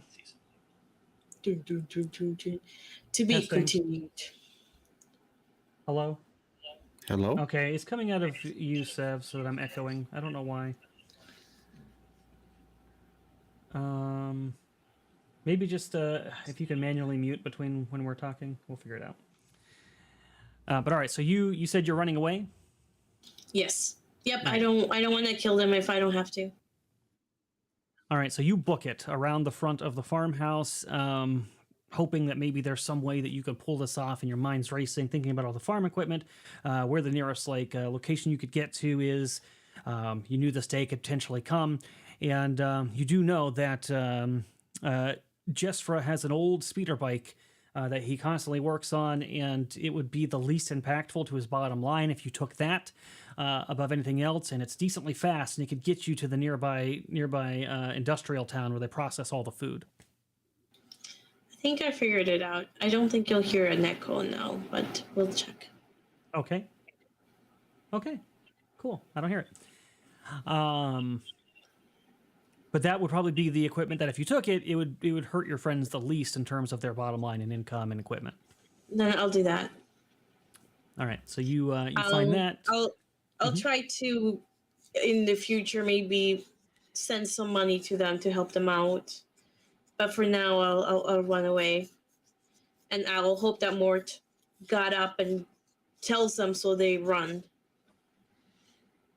So you hop onto the bike, and because you see Jesfra work on this thing all the time. You know that he keeps the key literally like behind the mirror of this thing. You get it out, start it up, and you kick it into high gear, and you start barreling your way towards the city. But then behind you, you hear, and you see two speeder bikes come out from behind the vehicle storage area, and there are two scout troopers on the back. It appears that the officer did not come alone. And you are being pursued now towards that town. And we are going to break away from you as you are speeding towards the town. We're going to go over to Skag. You son of a... He hates it so much. You go over to Skag. God damn it! Now I'm messing up on accident. I'm leaving. I'm screwing myself up. And as expected, the next day rolls around, and you are standing in front of a holovid, being dressed down by the leader of your construction guild. His name is Erudi, and he's just shaking his head and he's saying like, "God damn it, Scooge. This is like the fifth sir, report it's I've gotten Skag. about you." Excuse me? Never mind. You know this is going to be a dock in your pay. All right? We got to cover his medical bills. Equipment's been damaged. If you'd paid better attention to those reports and checked the equipment, this wouldn't have been an issue. Well, can I just say that the whole thing seemed really weird? I mean, I don't know, like that wasn't part of the original plan. We're behind schedule, and part of it is because of 2 other incidences you took part in, Scooch. So I don't want any lip from you. Oh, come on, man. That's bantha piss. I didn't do anything. I've been doing my work 100%. What's bantha piss is the profits you've been pissing away with all of your shenanigans, thinking you're better than everyone else. I'll have you know I could have 3 other humans to replace you in an instant if I needed to, and you'd be lucky to find work outside of my company. What good would that do? At least they'd get the work done, and you wouldn't be able to find work outside out of the guild if you tried. You can take the dock in pay, or you can take the dock in employment. Your choice, Scooge. What's the percentage? 35%.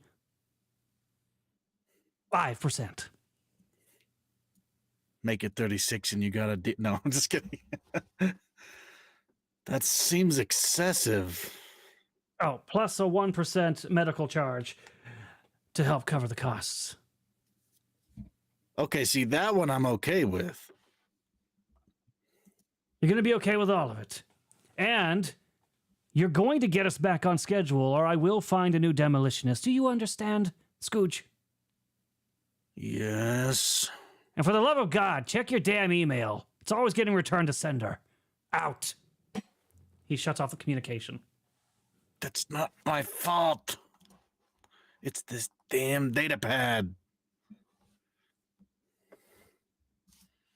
You're all alone in the office now. Erudi, the leader of your construction guild, has gone offline. I'm gonna 36% coming off your pay. Not fun. My hand reaches down to the blaster that's sort of tucked in my like hidden holster, and I'm just like flipping the safety on and off and like gritting my teeth. All right. Let's leave the office.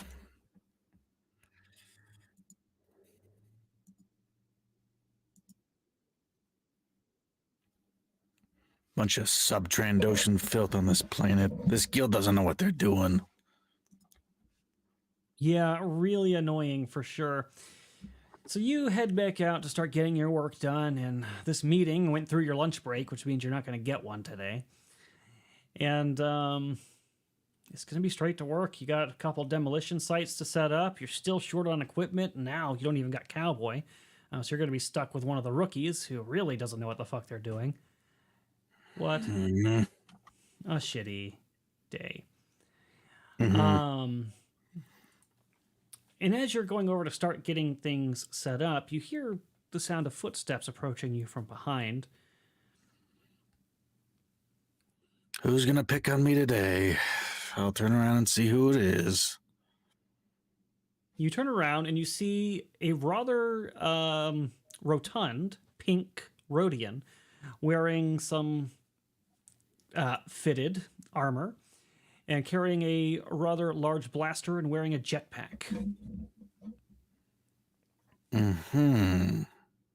This person is actually familiar to you. You recognize her. Her name is Sevvy.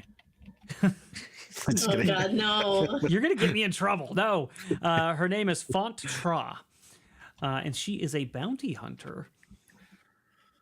And not one you're happy to see. Yeah, I thought I smelled Rancor Poodoo in the air this morning.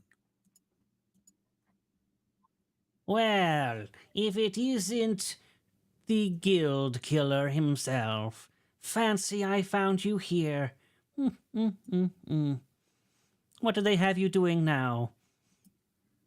I'm working a Construction? decent job. You know, stuff I like to do. What's it to you? What's it to me? Well, there's a very high price on your head, Skag. One that I'm very eager to collect.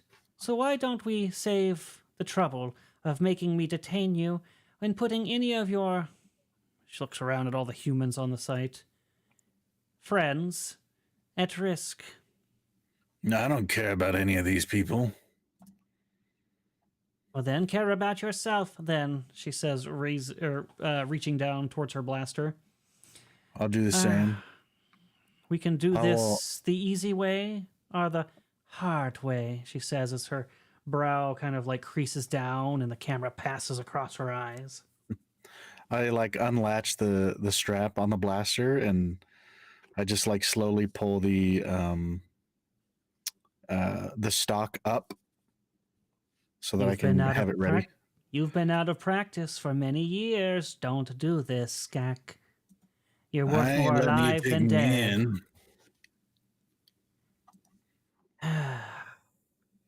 She kind of whips up like she's going to grab her gun. Go ahead and make me a, we'll call this a dex. We're going to do competing dexes.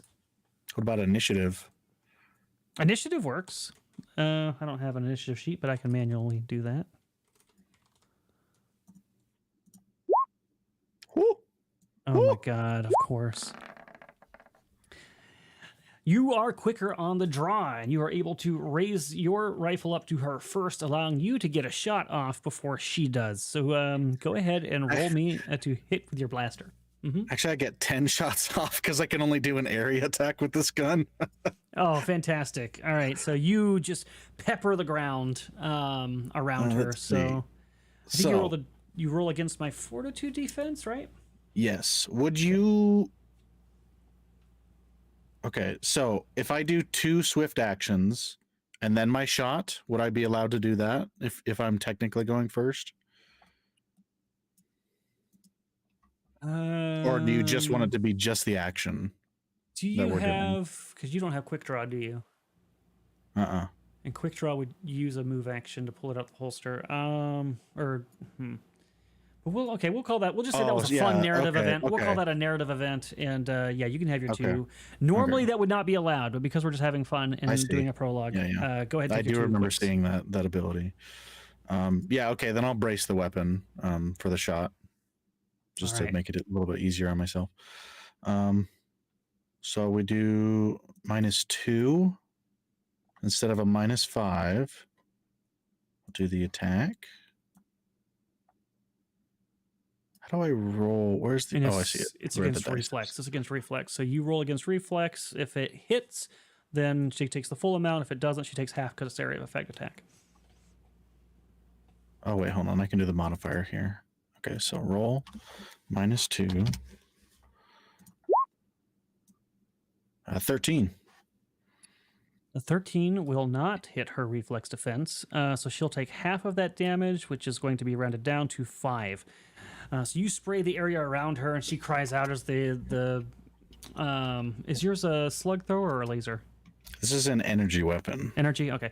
So energy kind of like puts carbon scoring across her armor, and she hisses, stepping forward, and she calls out something in Erudi, and you see some others step out from some of the rafters. It appears she also did not come alone. You gotta be kidding me. No, nobody screenshot that shit. I told you, you are coming with me whether you like it or not. And then we're going to go into a bit of an initiative here as you guys start fighting. So let's bring up a turn order.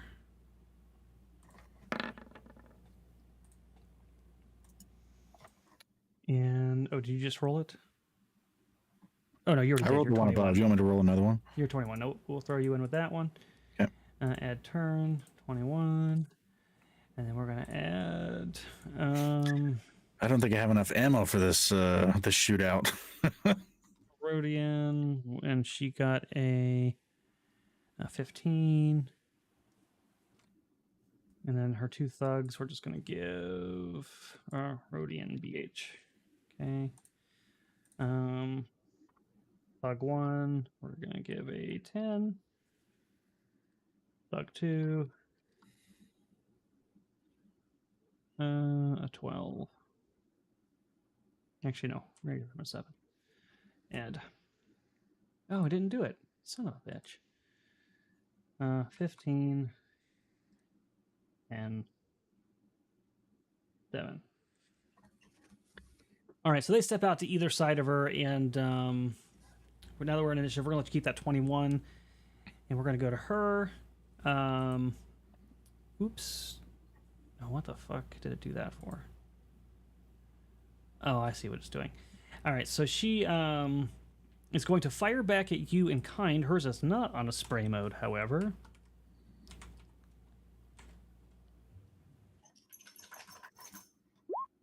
Oh, I should probably get my health back because it's been a day. How does that work? Yeah, you can go ahead and take that back. That's fine. Okay. I got it.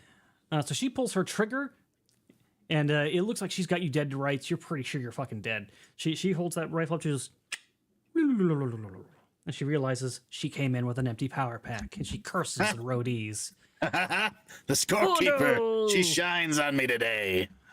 And she kind of waddles her way behind a rafter, and she's very rotund. She's so rotund that like her sides spill out from either side of this rafter. As she is now behind there getting ready to like recharge her pack or whatever. And the two thugs are going to raise their weapons to fire at you. Oops.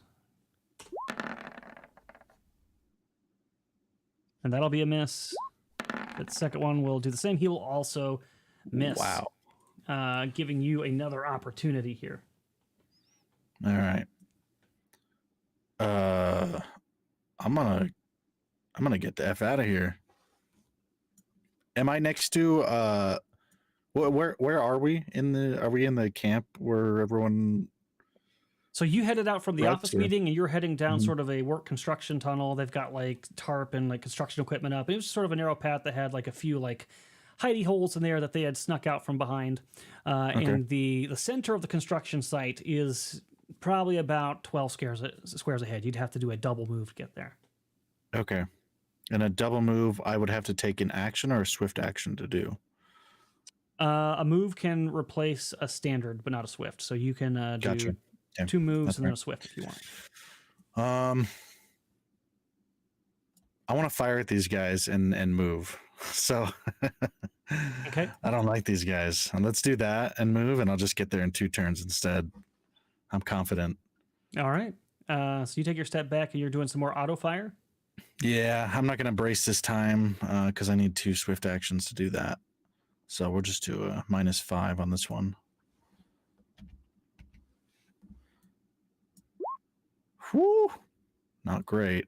That is not great. That also But will the not hit damage is them, but the damage fantastic. is good. So they'll both take 7, which does seem to injure them. They get kind of marked up, and they cry out and kind of duck behind like construction equipment and stuff as they're trying to avoid your blast, but to no avail. I gotta get rid of these notes. I didn't realize they'll show up on the repeating blaster. Sorry. And then so you've moved back. You're almost to that entrance, and the Rodian's going to use her action to reload her stuff, and then she's going to go duck behind some rafters, disappearing from sight for a moment. Thug number 1 is going to fire at you again. This time he's going to hit. Barely. With his pistol. Ooh. That one might be painful. So you take 11 Oops. energy damage. And what is your Okay. damage threshold? Damage threshold is 15. All right, so you won't have to worry about that. But you do take the damage. And then the other one is going to fire as they advance on you. He's going to do horrible. He tries to fire at you, and it's just no good. All right. And then you're going to be able to make it out to the clearing on your next turn. Yes. But before we do that, we're going to do a little bit of a scene fade here. And Sevs, Anya is barreling down the street. There are now 4 scout troopers in pursuit. As you were going, there were 2 behind you, and then 2 more vroom, vroom, swoop in behind like velociraptors coming from the sides. And you got 4 of them. They're chasing you. They're firing at you. You've been dodging this whole time on your vehicle. And you're coming up on the town, and there's like some new construction there on the side. And right as you're about to get to the edge of town, you hear a and you see as sparks fly up out of the front of the vehicle. It seems as though your employer has been too busy lately trying to keep up with the farm to maintain this as well as he would have liked. And you know you're going to be coasting to the ground here very shortly, probably right outside that construction building.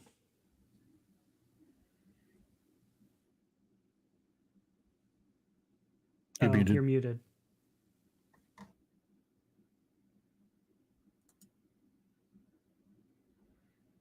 Doesn't say you're muted though. Yeah. Bunch of boomers on this channel.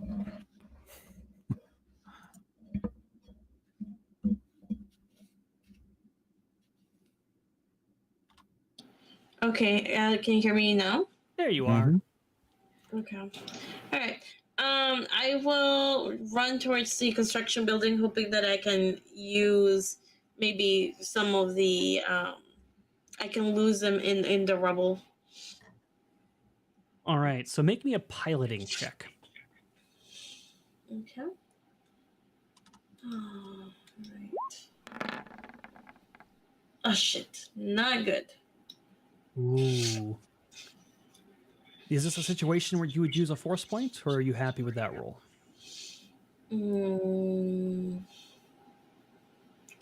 I might use a force point. And I do want to do a clarification. I'm being a lot nicer in these prologues than I will be in the main game. Force points are usually called before you roll, but in this case, we're just having a little fun.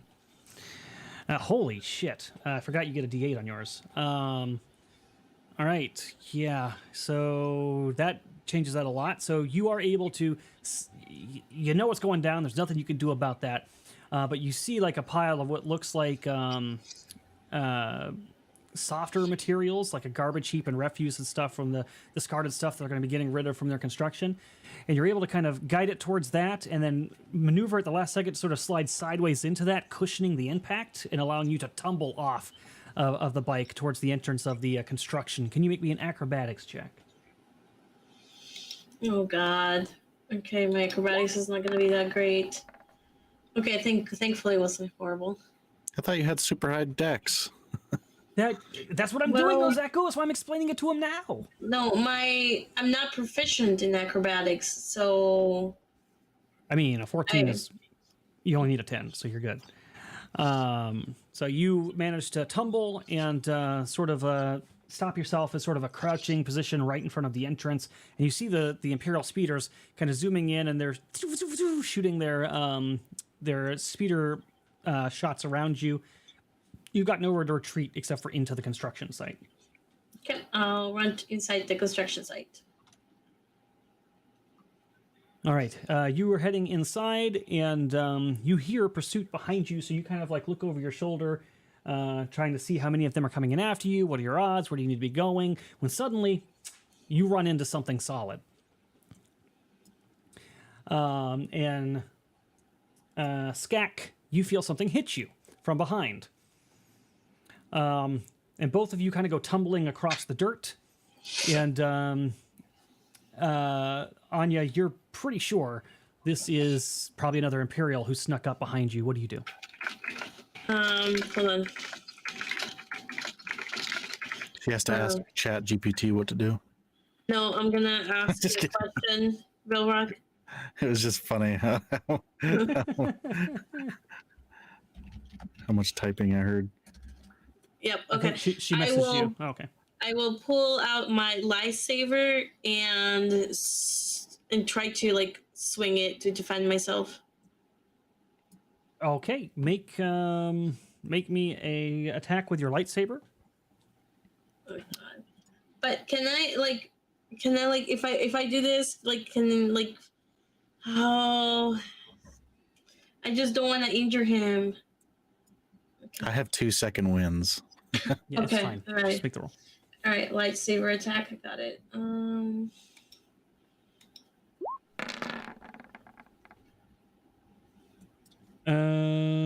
14. Would that hit Skag? That misses my neck just barely. I need that neck. Thank God I missed.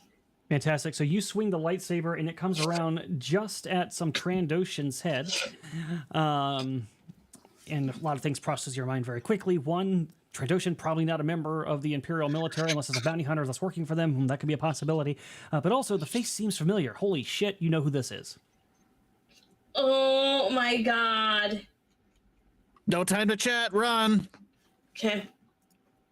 And you both stand up, and in the entranceway, where would be your main way to get out of here, 4 Imperial scouts are running down the hallway from the area where Skag just came from.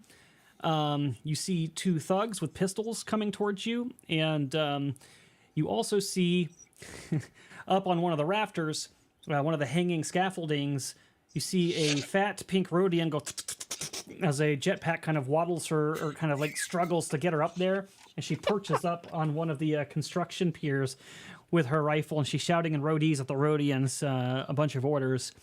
Oh, And, you gotta be kidding me. Anya, we are going to roll you into initiative. What the hell are you doing here? All right.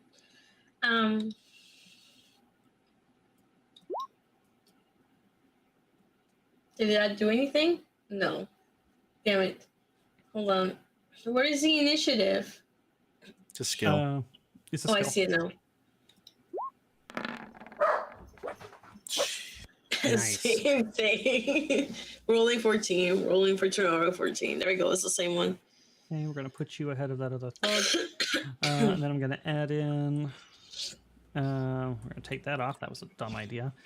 Rodian Scout. has 45. Yeah, ignore that. Okay. She started out ahead. That's all that really matters. I accidentally put something in there that adds something each round, so that number's going to keep going up. Scout 1. Scout 2. Scout 3.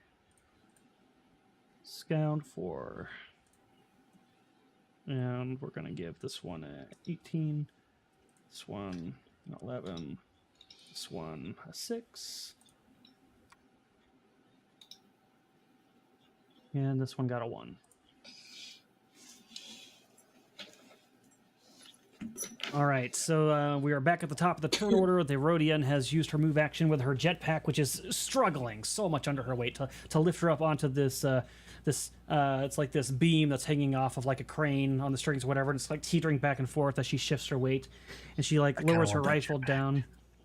What's that? I kind of want that jetpack now. I'd make better use of it. Mm-hmm. Maybe. And she lowers the rifle down at Skag, and she says something. She'll say it in common. She'll be like, "Sorry about your girlfriend," and then she's gonna fire.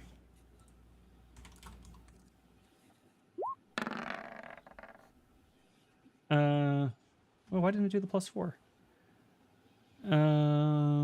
I typed it. Because she's weak. You didn't type Well, it. a dirty 20 will hit you, I am sure. Mm-hmm. This is going towards Skag, not you.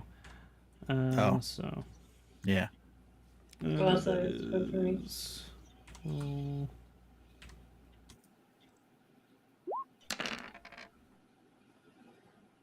For 10 total. Okay.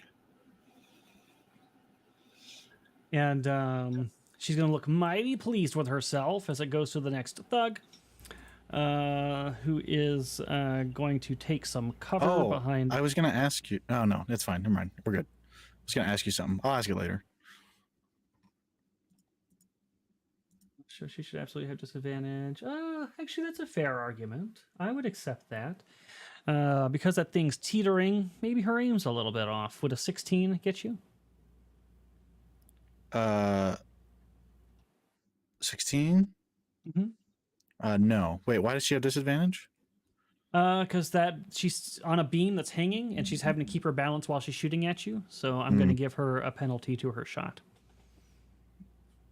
Yeah, so that would be, she won't get that +4. So if a 16 won't hit you, it'll miss, and you can keep your 10. But I can't use my second wind unless I'm less than half health. That was going to be my opportunity to use it. I mean, if you'd rather be shot, I am No, happy we're good. We're good. Okay, It done happened. Okay. Yeah, the balance of the thing causes her to actually miss. It was very close, like right between your legs. And you hear her mutter something about, bet you can't regenerate that, huh? You'd be surprised. Jesus. Now the thug gets to go. Make sure the +2 is actually on here this time. 18 will probably hit you, though. 2d6. So for 9. And then it goes to you. Me? Yes. Okay. Let's do swift action, second wind. I'm going to use my regenerative healing second wind. Okay. Which gives me 5 points at the end of each of my turn until the encounter's over. So I will. There's nowhere to run, is there? We just have to fight these guys? Yeah, you're going to have to either make your way through the troopers or make your way through the bounty hunters to get out of here. One of these exits needs to be blown open. Let's go this way. He's pointing to the troopers. I would much rather fight stormtroopers than bounty hunters. It's fair. I will. Now, mind you, you're an alien. Shooting stormtroopers really bad for you, but my life's over anyway. Okay. Let the chaos begin. I brace I don't actually brace it, but I hold my pistol and I'm going to fire at whatever stormtroopers are close to each other. If there's more than one next to each other in a 2x2.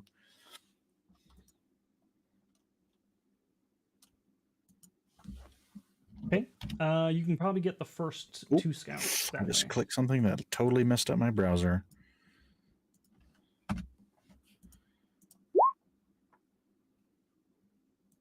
Okay. Sorry, what was your answer? What did you say? You're going to get the 2 front scouts. 2, that is definitely not going to hit their armor class, so they'll take half of that each, 7. Yeah, 7 each. So they are still up for now. Carbon scoring all over their white armor, which was impeccably polished before this started. And I will run in that direction and beckon Anya to follow me. Got it. And then I get 5 HP back. And that's my turn. All right. The first scout is going to had his weapon trained on Anya, but after getting peppered by this thing, it's going to look back and forth. He's going to look at the other scout, and he's going to say something in his helmet, and the other one's going to nod, and he's going to continue firing at Anya.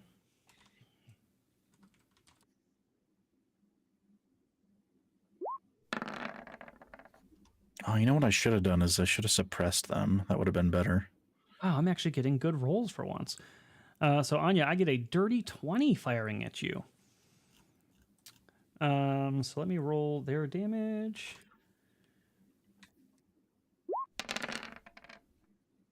$11. That is 11 energy damage to you. What is your... Oh, never mind. I'm not going to ask that question. It's not that. That's your Good. question. Okay, good. So you'll take that, and then it'll go to your turn. Okay. I'm gonna use a swift action to use prepared for danger. So it allows me to use 1 unspent far-seeing force point and then move it to another force point as a swift action. Because I already used move object, I'm going to use that to put 1 force point in move object. Okay. and describe to me like the bounty hunter is on top of something hanging loose. If I were to let it go, would it fall on top of the stormtroopers?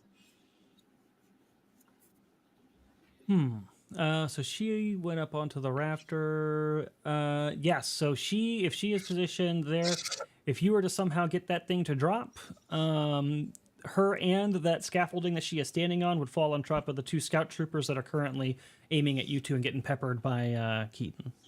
Okay, so I will use my move action, which is more than the swift action, to use a force point to move object. To use your force power move object that you brought back. Yeah. So you've got 2 ways that you could do this. One of them will be a smaller DC. So one of them, the thing that's being held up is being held by like this claw and winch. You could try to force that claw open using the force, which then would cause it to drop. Or you can use the force to try to maneuver the knobs on the actual device over there and just release the claw. That would be a lower DC. I'll do the one that's the lower DC. Go ahead and roll it. Okay. Where is my... Use the force. What? Is there a poll going on? What are you guys up to? Ooh, 29. Let's go. That's a natural 20. Christ, man. Her rolls are so insane. That is a natural 20. That means I get all my force points back. Yes. Let's go. I swear to God, man. So that means... I can see what this is going to be like. So that means I get... because I got 2 force points in Farseeing. I had spent 1. That means I get 2 back. And I had 1 in move object. So that means I get it back. I still have 1 in battle strike and 1 in force slam. So I got all of them back. I'm so excited. I swear to God, man. All right. So you do reach over with the force and you kind of close your eyes and you move your hands and you pull the knob, it goes up, and the claw releases, causing the scaffolding that she's standing on to plummet. Right on top of the scout troopers, hitting them both and knocking them prone, and causing the fat Rodian to tumble and fall as she stumbles backwards into a sharp piece of equipment. And we're going to narrate what happens with that in just 1 second, because I got to roll some damage for it. I want to see what this damn pole is. Oh, wow. Okay, I see what you guys are up to. There, I'll end up. So you guys got us to 800, so I'm going to make a couple special things happen. But let me see who tipped it so I can give some credit to where it's due. That came from Cowboy. Let it happen. Well, that is convenient. And to Skag. We got 2 of them. So Nozaku gave a force point to Skag. You can take note of that for the next session. And then Cowboy, I don't know who yours is going to. I'm assuming me because you're supporting the Fed, and I'll take that. I'm assuming Skag. How many? Sorry? To Skag. You get 2. You get 2 force points, and I get 2 because I know Cowboy will support me. Yeah. No, Cowboy is giving it to Skag. That's not what he says. Well, let's just see what he says after this, okay? So the special event is going... Mm-hmm. Oh, I have a question about it's force points, not hero points, or are the 2 separate things? They're force points. They're the same thing. In this campaign, they're all force points. Okay, I think it'll be next session. And it goes to Skag. Cowboy said it goes to Skag. God damn it! Let me do my event first. He might change his mind. I hate you all for stalling me. All right, so. She falls, she hits the thing, and it deals some damage to her backpack, her jetpack, which then sets off and causes her to start in circles around the construction yard over and over. She's trying to grab the dirt and drag herself, and she can't. And she then do the Boba Fett scream. yeah. That was good. I try. I've been practicing. And then from the same hallway that you came from earlier, where all the meeting offices are and stuff, you hear a loud sound as something comes loose, and one of the rolling balls for the demolition machines that the droids operate comes rolling and hits the 2 bounty hunter thugs, pinning them in the hallway. And standing across the way with some crutches and bandages all over his body is Cowboy, who just hit the release lever on that ball, and he gives a shaky thumbs up. to Skag. Oh my god, that is so adorable. I raise my pistol. Stay gold, cowboy, and we can leave after All that. right. So because I didn't use my action, because I used my bonus action, which is more than the swift action to use the force. Can I use my action to just move and just move out of the area? Yeah, absolutely. Well, wait. You said your swift action. Yeah, because I got one standard, one bonus action, one swift action. Oh, okay. You're mixing it up a little bit. So yeah, standard move. Swift. So you used your swift to get the force power back. You used your action. So you got your moves. Yes, you could definitely move. Okay. There are still 2 scouts in the tunnel. They've watched as their friends get crushed, and the fat purple Erodian is now like spinning in circles around the entire construction site as her jetpack is damaged and malfunctioning. Yeah, you have moved, so we go to Thug 2, who just got hit by a wrecking ball, so I actually need to do some damage to him real quick.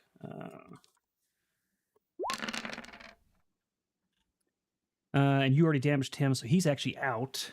So we'll just take him off the initiative. Scout number 2 was under the scaffolding. He's going to take some damage. That would have fallen. All right, so that would be 3D. All right, he's down too because he got peppered by that spray, and that's more than enough to take down his health. So we'll take him off. Scout 3. I completely agree, Michaela. I think Cowboy is probably the best NPC that Erudi has ever made. Why is he the best NPC I've ever made? He's awesome, man. He's really fun. He's just a regular guy who risked his life. Yeah, He better go hide or something so they don't see that he's the one that did that. I know. Jesus. Yeah, he's certainly going to hobble out of there. Awesome.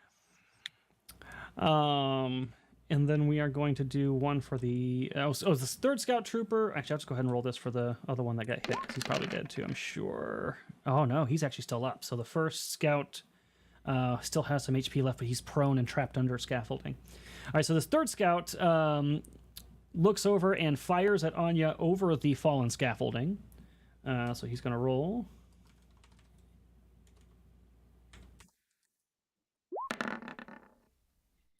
Oh, shit. That is a critical hit to Anya. This is not going to be good. So that is going to be 66 instead of 3d6. Oh, I rolled so low on my critical hit. That is the worst roll I've ever seen. I can't even do good crits. Oh, wow. I am the most cursed GM ever to exist in this universe. You got 4 1s and 2 2s. Jeez. There is no DM more cursed than me. Fuck the Devil's Chair. God damn it, Sevvy, and your Zozo Demon, and the Devil's Chair, and every other thing you've gotten me cursed with. I swear to fucking God. Dude, I feel like you deserve a spa weekend after that damage, man. You must be mentally drained. Man. That was a crit! In Star Wars, crits are strong. All right, you took 8. 8 energy damage. I swear to fucking God. Fail Erudi. You know what? God damn it, man. That might actually be a nickname that makes fucking sense at this point. All right, he tried. He really tried. He thought he scored a good hit on you, but maybe because of the force and your intuition and your lightsaber being out, you're able to kind of just slightly deflect it or something. And he's going to start retreating backwards, but keeping his pistol trained on you. The fourth scout is also going to fire at you. Getting a 15, does that beat your reflex? Nope. All right, so they'll miss you as well as they start retreating backwards towards the entrance, trying to get to their speeder bikes. All right, the Rodian bounty hunter is currently in a circle around the entire place and trying to grab the dirt or whatever, and she's like growling to herself. She can't get control, but she still raises her rifle shakily at Skag, like it going everywhere, and she makes a Hail Mary shot at him, hoping that maybe it will land. That's good. I thought she was going to shoot at me for a second. Or Skag. God damn it. I'm screwing myself up now because I've used too many weird fucking names. She won't get her +4. In fact, she'll get a -1 on the top of that, so -5 total. And that'll be a miss. So she rolls an 8 and it misses you, and she is unable to stop the jetpack from flinging her around this entire place. This thug was also hit by the ball. 4d6.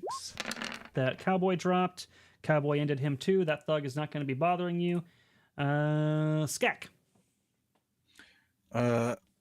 The speeders weren't hit by the falling stuff, were they? The ones the troopers were on? No, they left those out front. They came in by foot. Okay. But we're out front now, right? Or we're close to it? Now you're at the entrance. You still haven't gone through. The bounty hunter fell on top of them. There's still a tunnel entrance you got to go through, and there's 2 troopers in that tunnel. But they are currently retreating backwards like they're trying to get to their speeder bikes. And they're next to each other? They are within 10 feet of each other, yes. So they would be 5, 10. No, actually, they're right next to each other. They're right next to each other. So they're adjacent. If they're adjacent, I will just do a regular attack as opposed to suppress. So let's do that.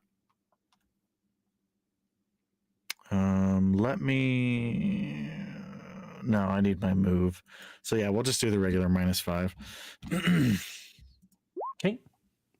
Wow. That'll actually hit them in their reflex defense. Take 13. So they take the full amount. They both go down. All right. So they are sprawled out. He's just their weapons fly away. Something snapped in Skag's brain, and he's like smiling and laughing while he's just laying down this constant stream of blaster fire. And he's enjoying it. And I will continue to run out. So you're emptying your clip? I still have 10 more shots. Okay. I want to make sure I understood what you were saying. I didn't know if you were saying you were like going gung-ho and just firing for the shit of it. Well, he just fired 40 shots continuously for the past few rounds. So. Oh, got it. Okay. So that takes care of all the scouts and all the thugs. The only person still up is the bounty hunter, and she's really no threat until she gets her jetpack under control. So are you guys going to retreat out of here or stay behind to take care of this bounty hunter? I'm retreating. Yeah, let's get out of here. All right, so you guys, we're going to take you out of initiative order. And you go running down the hallway, stepping over the troopers and looking for those speeder bikes they left behind. And as you get out there, can you both make me a perception check? Okay. I kick one of the troopers as I walk past. Oof. Got an 11. Well, you guys only needed a 10. You both pass. So you, as you're walking out, you both hear, and you look up and you see this black droid that has sort of like a flat cylindrical head attached to a little round bottom that has spindly legs. And it like looks at you and there's like a flash of red light, like it's scanning across the horizon, and then it starts floating away into the distance back towards where the officer and stormtroopers were. Oh shit! He's getting more people. We need to run. Wait, who? That droid? Yes, that droid. We need to get out of here. Look, I know of a way off planet. I think they might be leaving today, if I'm remembering correctly. Cowboy did say that the shipments leave every 5 days, and he said specifically yesterday that there was one leaving today. I don't know what time it leaves, but if we hurry, we might be able to make a shuttle off planet. Okay, let's. By the way, what the hell are you doing here? Oh, it's a long story. I'll tell you once we get to safety. Okay, I think it's this way. Okay. He starts to run like 10 steps. Wait, no, it's this way. He looks back the other way. All right. Oh, God. Are you guys are going to run, or are you going to take the bikes? Oh, the bikes. We can take a bike, okay. yeah. Yeah, we'll take the bikes. All right, so you guys hop onto the bikes, and you know their people are coming. So I'm not going to give you a D10 on this. I need you both to make piloting checks. You want to just get on my bike? Yeah, I'll get on your bike. What do you want to say? Here, take this. I'm going to give you my auto fire gun if you want to start spraying behind us. I don't think she can even shoot that. No, I don't think. Small arms. Oh, is it? It's a pistol. Yeah, it's a pistol. Oh, okay. I thought you meant the one you were bracing. It just has a retractable stock, so you can Got treat it. it as a rifle in terms of range and stuff. Oh, that's pretty sweet. All right, so you hop on and you're gonna fly while she sits on the back and maybe fires or some shit. This is gonna be a piloting check, so we're gonna do this the right way if you want to do it.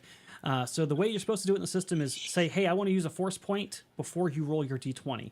Do you want to use a force point on this check? Yeah, for this, I want to get out of here, so let's do that. Pilot, I can't do. Can I add the d6 on here? Just for now, roll the 1d6. Okay, Okay, we'll do d6 first. D6. 4. Okay, 4. And then when you roll your attack, I think it will give you an option to add a modifier and just add that +4 to it. Unless they change the sheet. Since yeah, +4. Okay, that's right. I'll do +4 on the pilot. 28. Oh, wow. God damn your rolls tonight, guys. 32. Jesus. It's too bad it was not a 36. No. It's a 28 because that includes the 4. But if it would have been 36, I just would have crashed you guys on purpose. I don't think I would have been able to get a 36. Yeah, you fucking you ace through this town. You've been out so many times getting food and just whatever that the shortcuts and the alleyways, whatever to head to this spaceport where this thing's kept. And you get there with good time. And you get into the port and you see the shuttle getting geared up. There's some droids out there loading it up with some empty crates that are going to be brought back with new equipment and things like that. What do you do? All right, give me that back.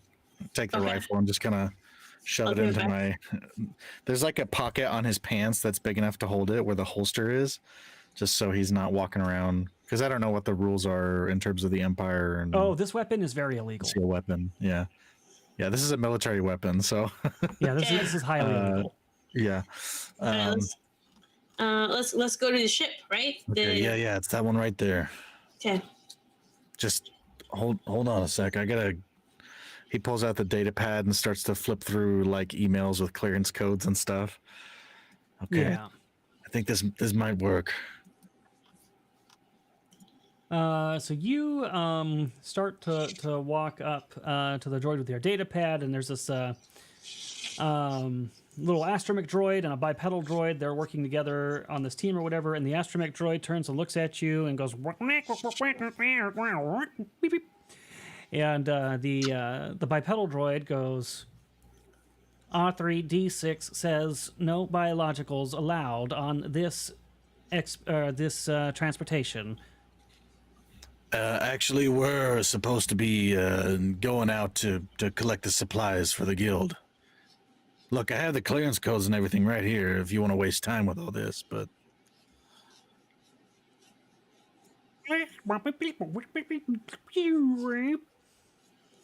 R3D6 says no such authorizations on our manifest. Oh, that's a shame. Can I look around? How busy is this place? Is it super busy? Not really. This area seems to be sort of a private hangar that's owned by the guild. There's several droids in here loading the thing up and getting the ship prepared to go. What are you thinking? Smash and grab. So you want to smash the droid and then get on board the shuttle? That's your idea? That would be the easy way to do it. I mean, we could do... I don't know how good you are with computers, but can you just... Yeah, I was going to say, hold on a sec. Is that... What was that bug called in the earlier section? The blue diamond locust? Hang on a sec. There's one of those locusts on you. I think it's getting to your wires. Turn around for a sec. Oh, dear. Those pests are everywhere. He turns around, all trusting. I was going to try and find whatever switch I need to flip to power him down. Make me mechanics roll.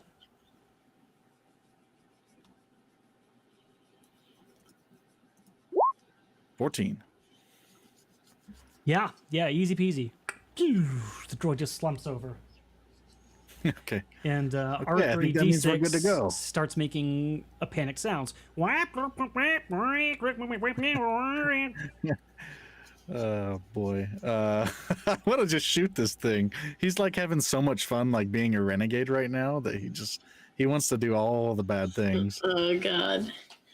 All right, maybe we can get them in and find a way to fix them inside.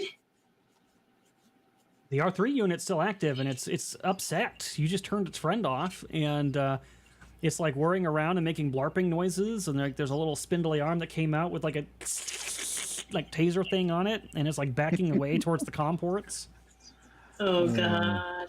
Is Do you there a have way- anything you want to do? Because I'm just gonna start doing stuff. I don't want to take the full initiative here. Okay, well, can I just use a force to move object and just turn that thing off? All right, God, chat, you're asking so much of me today. I'll tell you what, chat. We are 80 away from the $900 mark. If you get us there, I will make a very convenient opening for them to take control of R3D6. Wait, wasn't R3D6 the droid in the other one? No, that was CP36. Very Oh, different okay. droid. We'll So what are see you if they doing? can do it. So but can what are I you turn doing? it off? Can I turn it off? Using the Force? Ooh, Yes. So that's going to be that's actually going to be a difficult check, but you can do it. So that would be a use the Force check to try to manipulate a fine hidden object. So I'll let you take 2 checks on this. Do you have knowledge technology? Yes. Oh, but I'm not gonna do so well on this. Give it a shot. Oh, shit. Nope. Okay. So go ahead and make me a use the Force check. You're not going to get a bonus on this. It's going to be at -4. Okay. Trying to turn this thing off on your best Okay. guess where you've seen switches on these Right. type of droids at the farm. Okay, I'm gonna use a force point to add to it. I'm just gonna say it. I'm about to just fire at this thing. Okay, I got a 6. That's going to make a big difference. So just add a +2. Perfect. Holy shit, man. Your rolls are so insane. How are you even... God damn. Wow. Yeah, you easily... it was nothing. Flip the switch off. Conversation anyway. Okay, all right. I'll push both of the droids inside the ship. Let's just go, please. Let's just hurry. You can't stay here. All right, you. They're heavy when they're lifeless, but you're able to drag them onto the ship, and the crates are all empty, conveniently enough, because they're going to pick up supplies. So you are easily able to stow yourself away in one of those. All right. Oh, it will not be so easy, Nozaku, without my convenient intervention. But you guys did at least get the droids in there.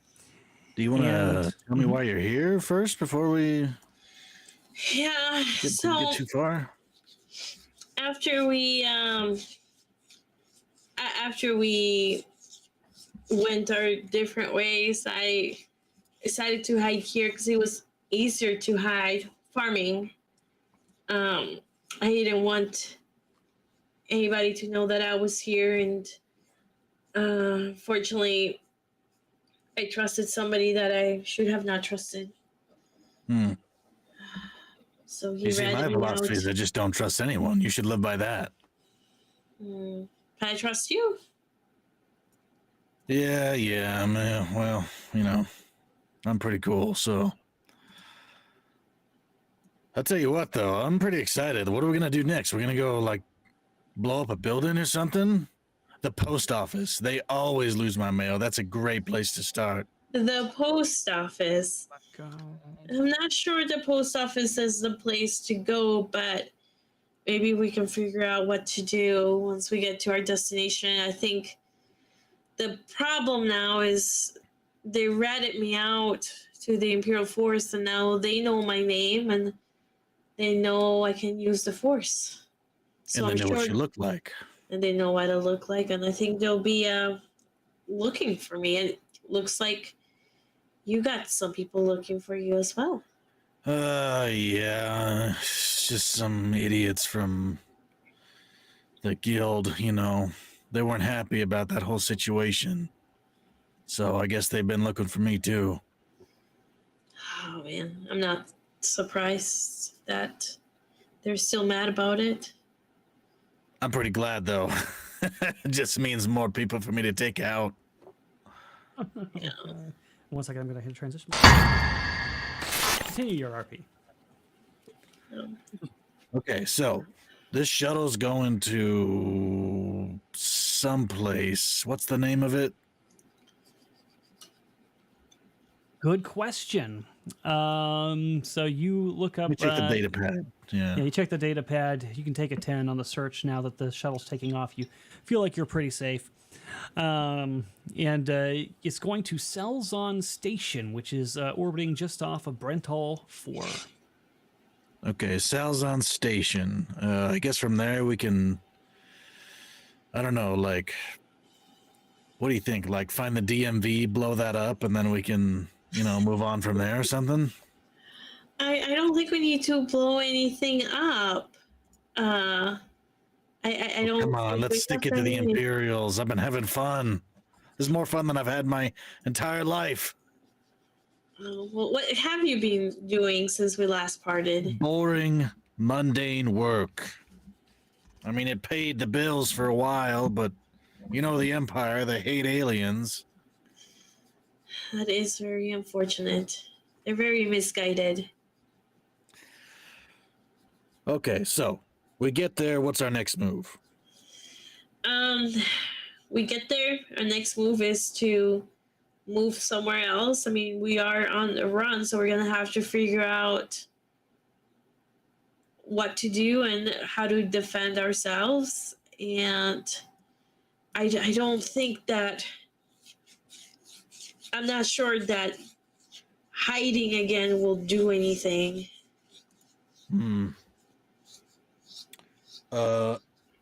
In that case, I mean, we might as well find the nearest building for the Taxation Bureau and blow that up, right? Why do you want to blow things up, Skag? Why wouldn't I want to blow things up? I mean, this is the Empire. I feel like I've been liberated, you know, like I'm a new Trandoshan, and I feel like I could get a really high score, and I want that. I want that for my life now.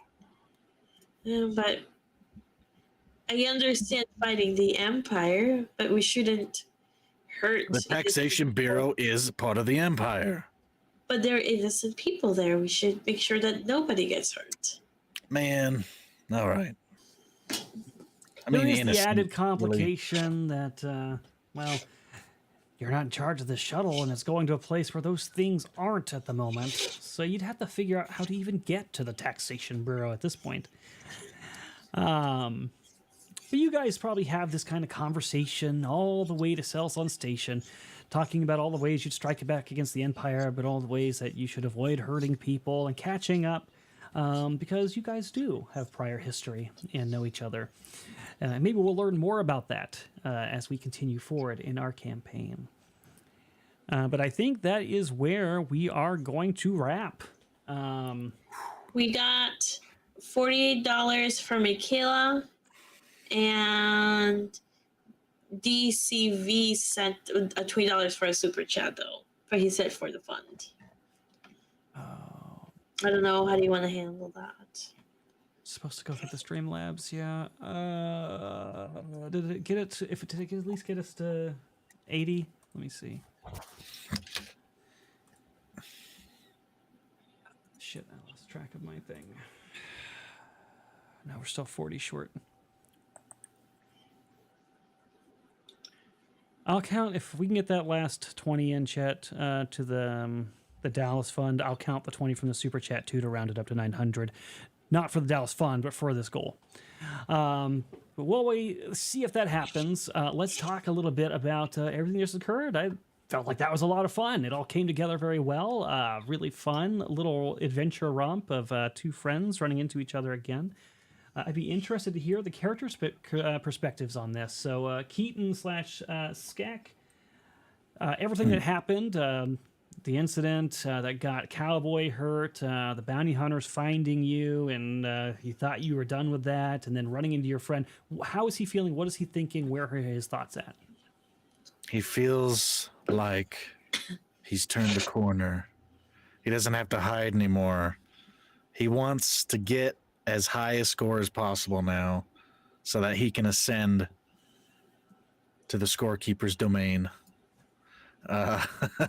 He's shocked to see Anya here because he thought she would have been either dead by now or like living a really mundane life, like in a hut in Tatooine, like some, you know, some old man or something. Farming is a mundane life.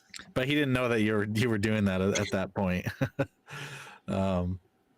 I think he probably just assumed you were out here attacking the Empire, which is why he's like, "Yeah, I'm on board. Let's do this."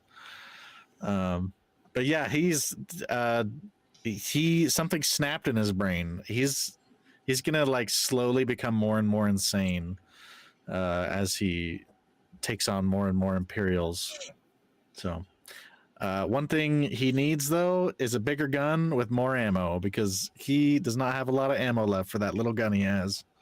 So he's looking forward to trying to find something like that because it's hard to conceal a big gun from the Empire. He's only been able to keep his little blaster pistol.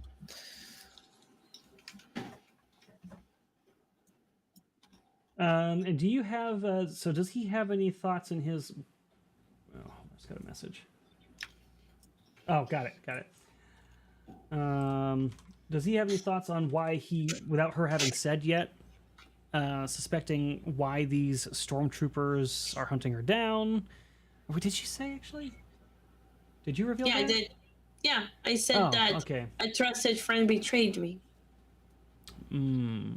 Okay. All right, then never mind. That question is irrelevant. How about then Anya? Same thing. These events have taken place.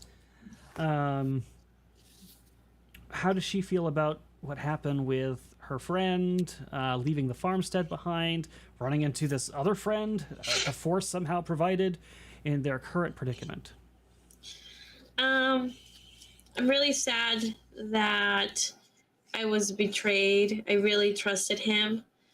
I didn't think that he would sell me out. I don't know how true it is that he himself sold me out or not.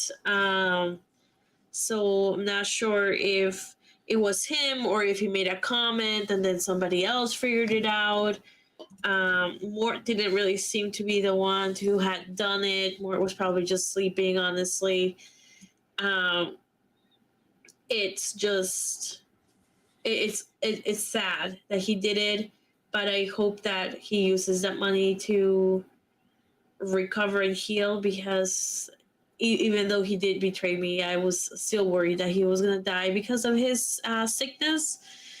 And in terms of meeting Skag again, she feels content and relieved. Skag was always there for her when it was a really hard situation, and he saved her when she was really young. So she really owes him a lot. And like she said to him, you know, she does trust him and knows that he can pull his weight. Well, I'll try with my +2 strength. Meanwhile, everyone else has +4 to everything. Just kidding. I'm so surprised how much people like the cowboy NPC. So many people like that fucking NPC. Dude, Cowboy is a straight up G. I hope he joins the rebellion.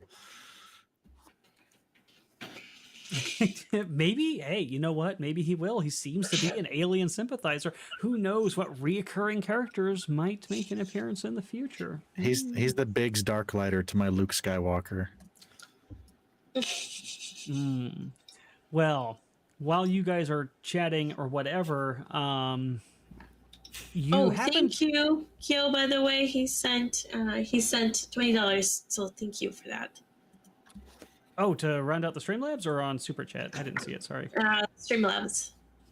Nice. So that is 2 hero points to Anya. So we officially hit the 900, even though I was going to count the other Super Chat. I appreciate that so much. God, you guys are so fucking amazing. I'm going to give you guys a big thank you here in just a second. But we're going to say narratively, while you're talking, you happen to notice, Skag, as you're thumbing through your emails, an email catches your eye that it looks like it's the registration. Oh, go ahead. I was going to destroy that thing after I found the information about where it was taking us. Well, don't do it yet. Yeah, go ahead. Don't do it yet. You just so happened to find an email that hadn't somebody had lazily in your company not completed yet. It's still in the process of being worked, but it's the registration for one of the dock droids, one named R3D6. And he hadn't officially filled out the registration yet in the name of the company. It would take nothing to add a digital signature to this with your name on it. Yeah, can I attempt to do that? Yes, do it. I'm pretty good. I have a +7 to use computers. So. Oh my god, I only have a +1 for that. So you can even get a support role from Anya if you want. She can try to add +2 to your role, making it a +9. Yeah, okay. I'll do that. I'll help him. Do I have to roll for it? Yeah, you guys, I'm not going to switch the screen, but you can roll it and I'll tell chat what the results are. All right, you'll definitely give her the +2. Oh my god. Thank God. 22. So yeah, very, very easily enough. Sorry, I put the 2 in there already. Oh, you put the 2 in there? Okay. Yeah, 22. So sorry. yeah, you know that the company is very sloppy with its passwords, and Erudi, the guild guy, he never double checks to make sure the passwords are changed. So you just try what you remember the last authorization password was for this stuff, and it works, and you're able to sign the droid your name. E6969. How could I forget? And now you have R3D6 registered as your droid. I like that. Nice. We just have to wipe his memory or something. Well, now that he's got a restraining bolt on him, and now that he's officially your property, there's not much he can do to defy you after this. Yeah, no need to wipe his memory. He might have some good info in there. Oh, okay. You can wipe it if you want to, because they do get a little quirky over time. That's how you know they're a lot of fun. But all right. So that is our award for you, chat, for helping us, you crazy chat bastards. Thank you, chat. $900 on our second goal, guys. I did not think we were going to get these first goals so fast. We're 100 away from unlocking the second tier and then unlocking my top secret tier. That's right. The tier that's related to the Dungeon Daddy himself. Oh, God. Why? So, when we cross that line, we're going to get there, I think, pretty quickly. It's going to be a lot of fun to find out what that third tier is, and you'll have unlocked the cosplay, helping us get to Dallas. That is incredible. You guys are insane. Insane how supportive you've been over this last week. I love you guys, truly, even though you are chat bastards. I love you. And no, this has been a lot of fun. The prologues have been really cool. What do you think, Chad? Do you enjoy this kind of like homebrewed prologue style that we did? That lets you kind of get some time with the characters before the main campaign starts. Is that something you'd like to see continued in the future?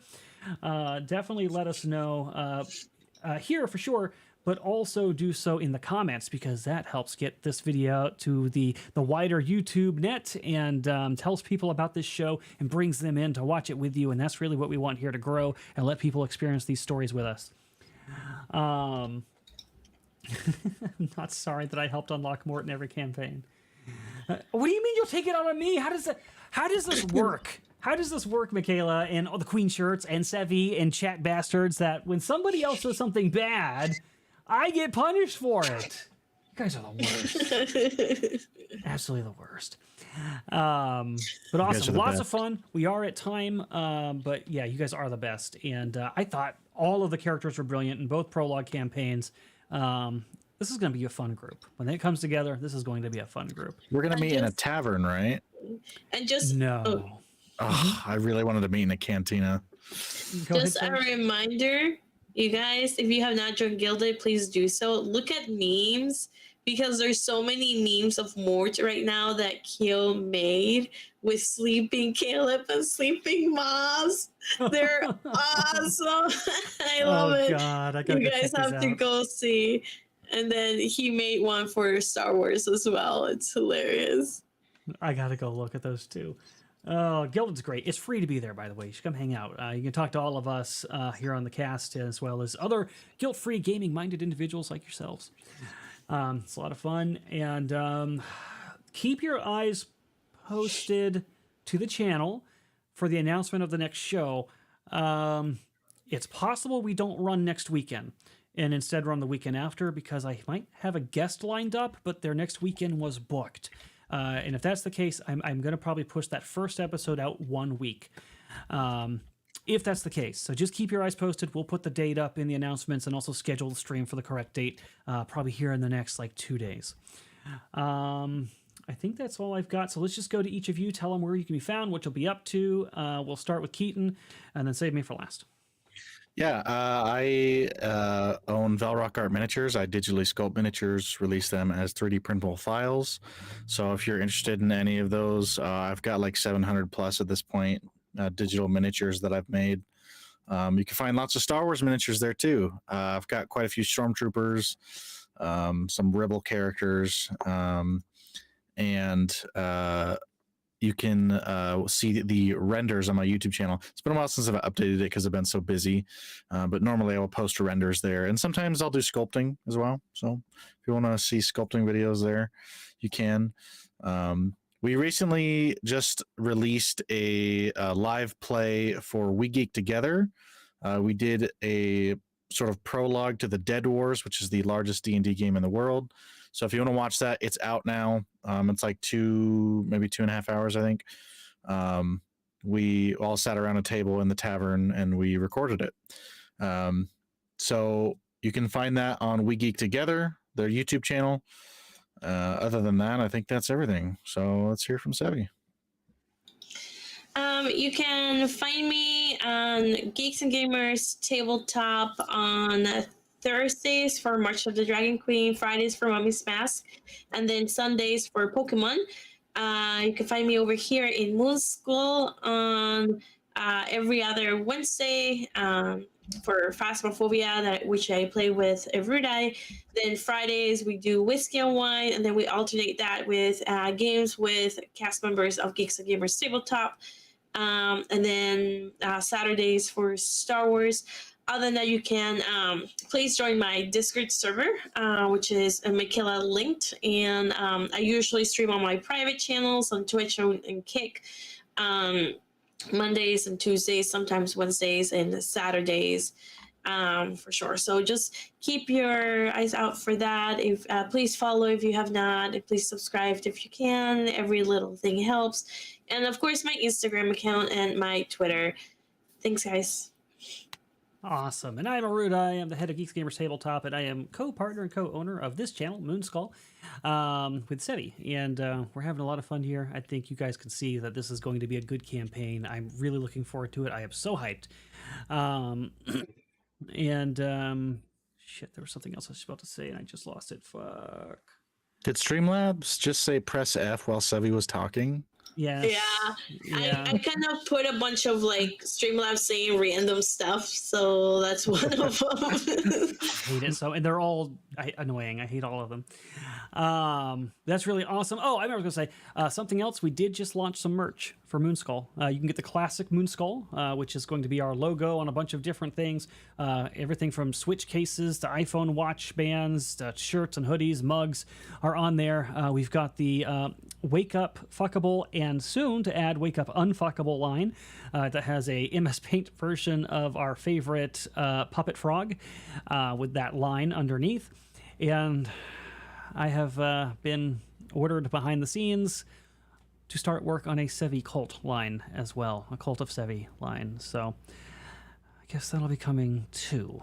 But keep an eye out for that stuff. I know you guys have been asking for merch for a long time, and we had a hiccup with the tabletop side, so we're just going to push ahead with Moonskull for now and get some in your guys' eager hands. Other than that, I will see you guys next... Ooh, I won't see you guys until Thursday for Secrets of the Frost Maiden. And, well, we will talk to you later. Bye, guys. Thanks, guys.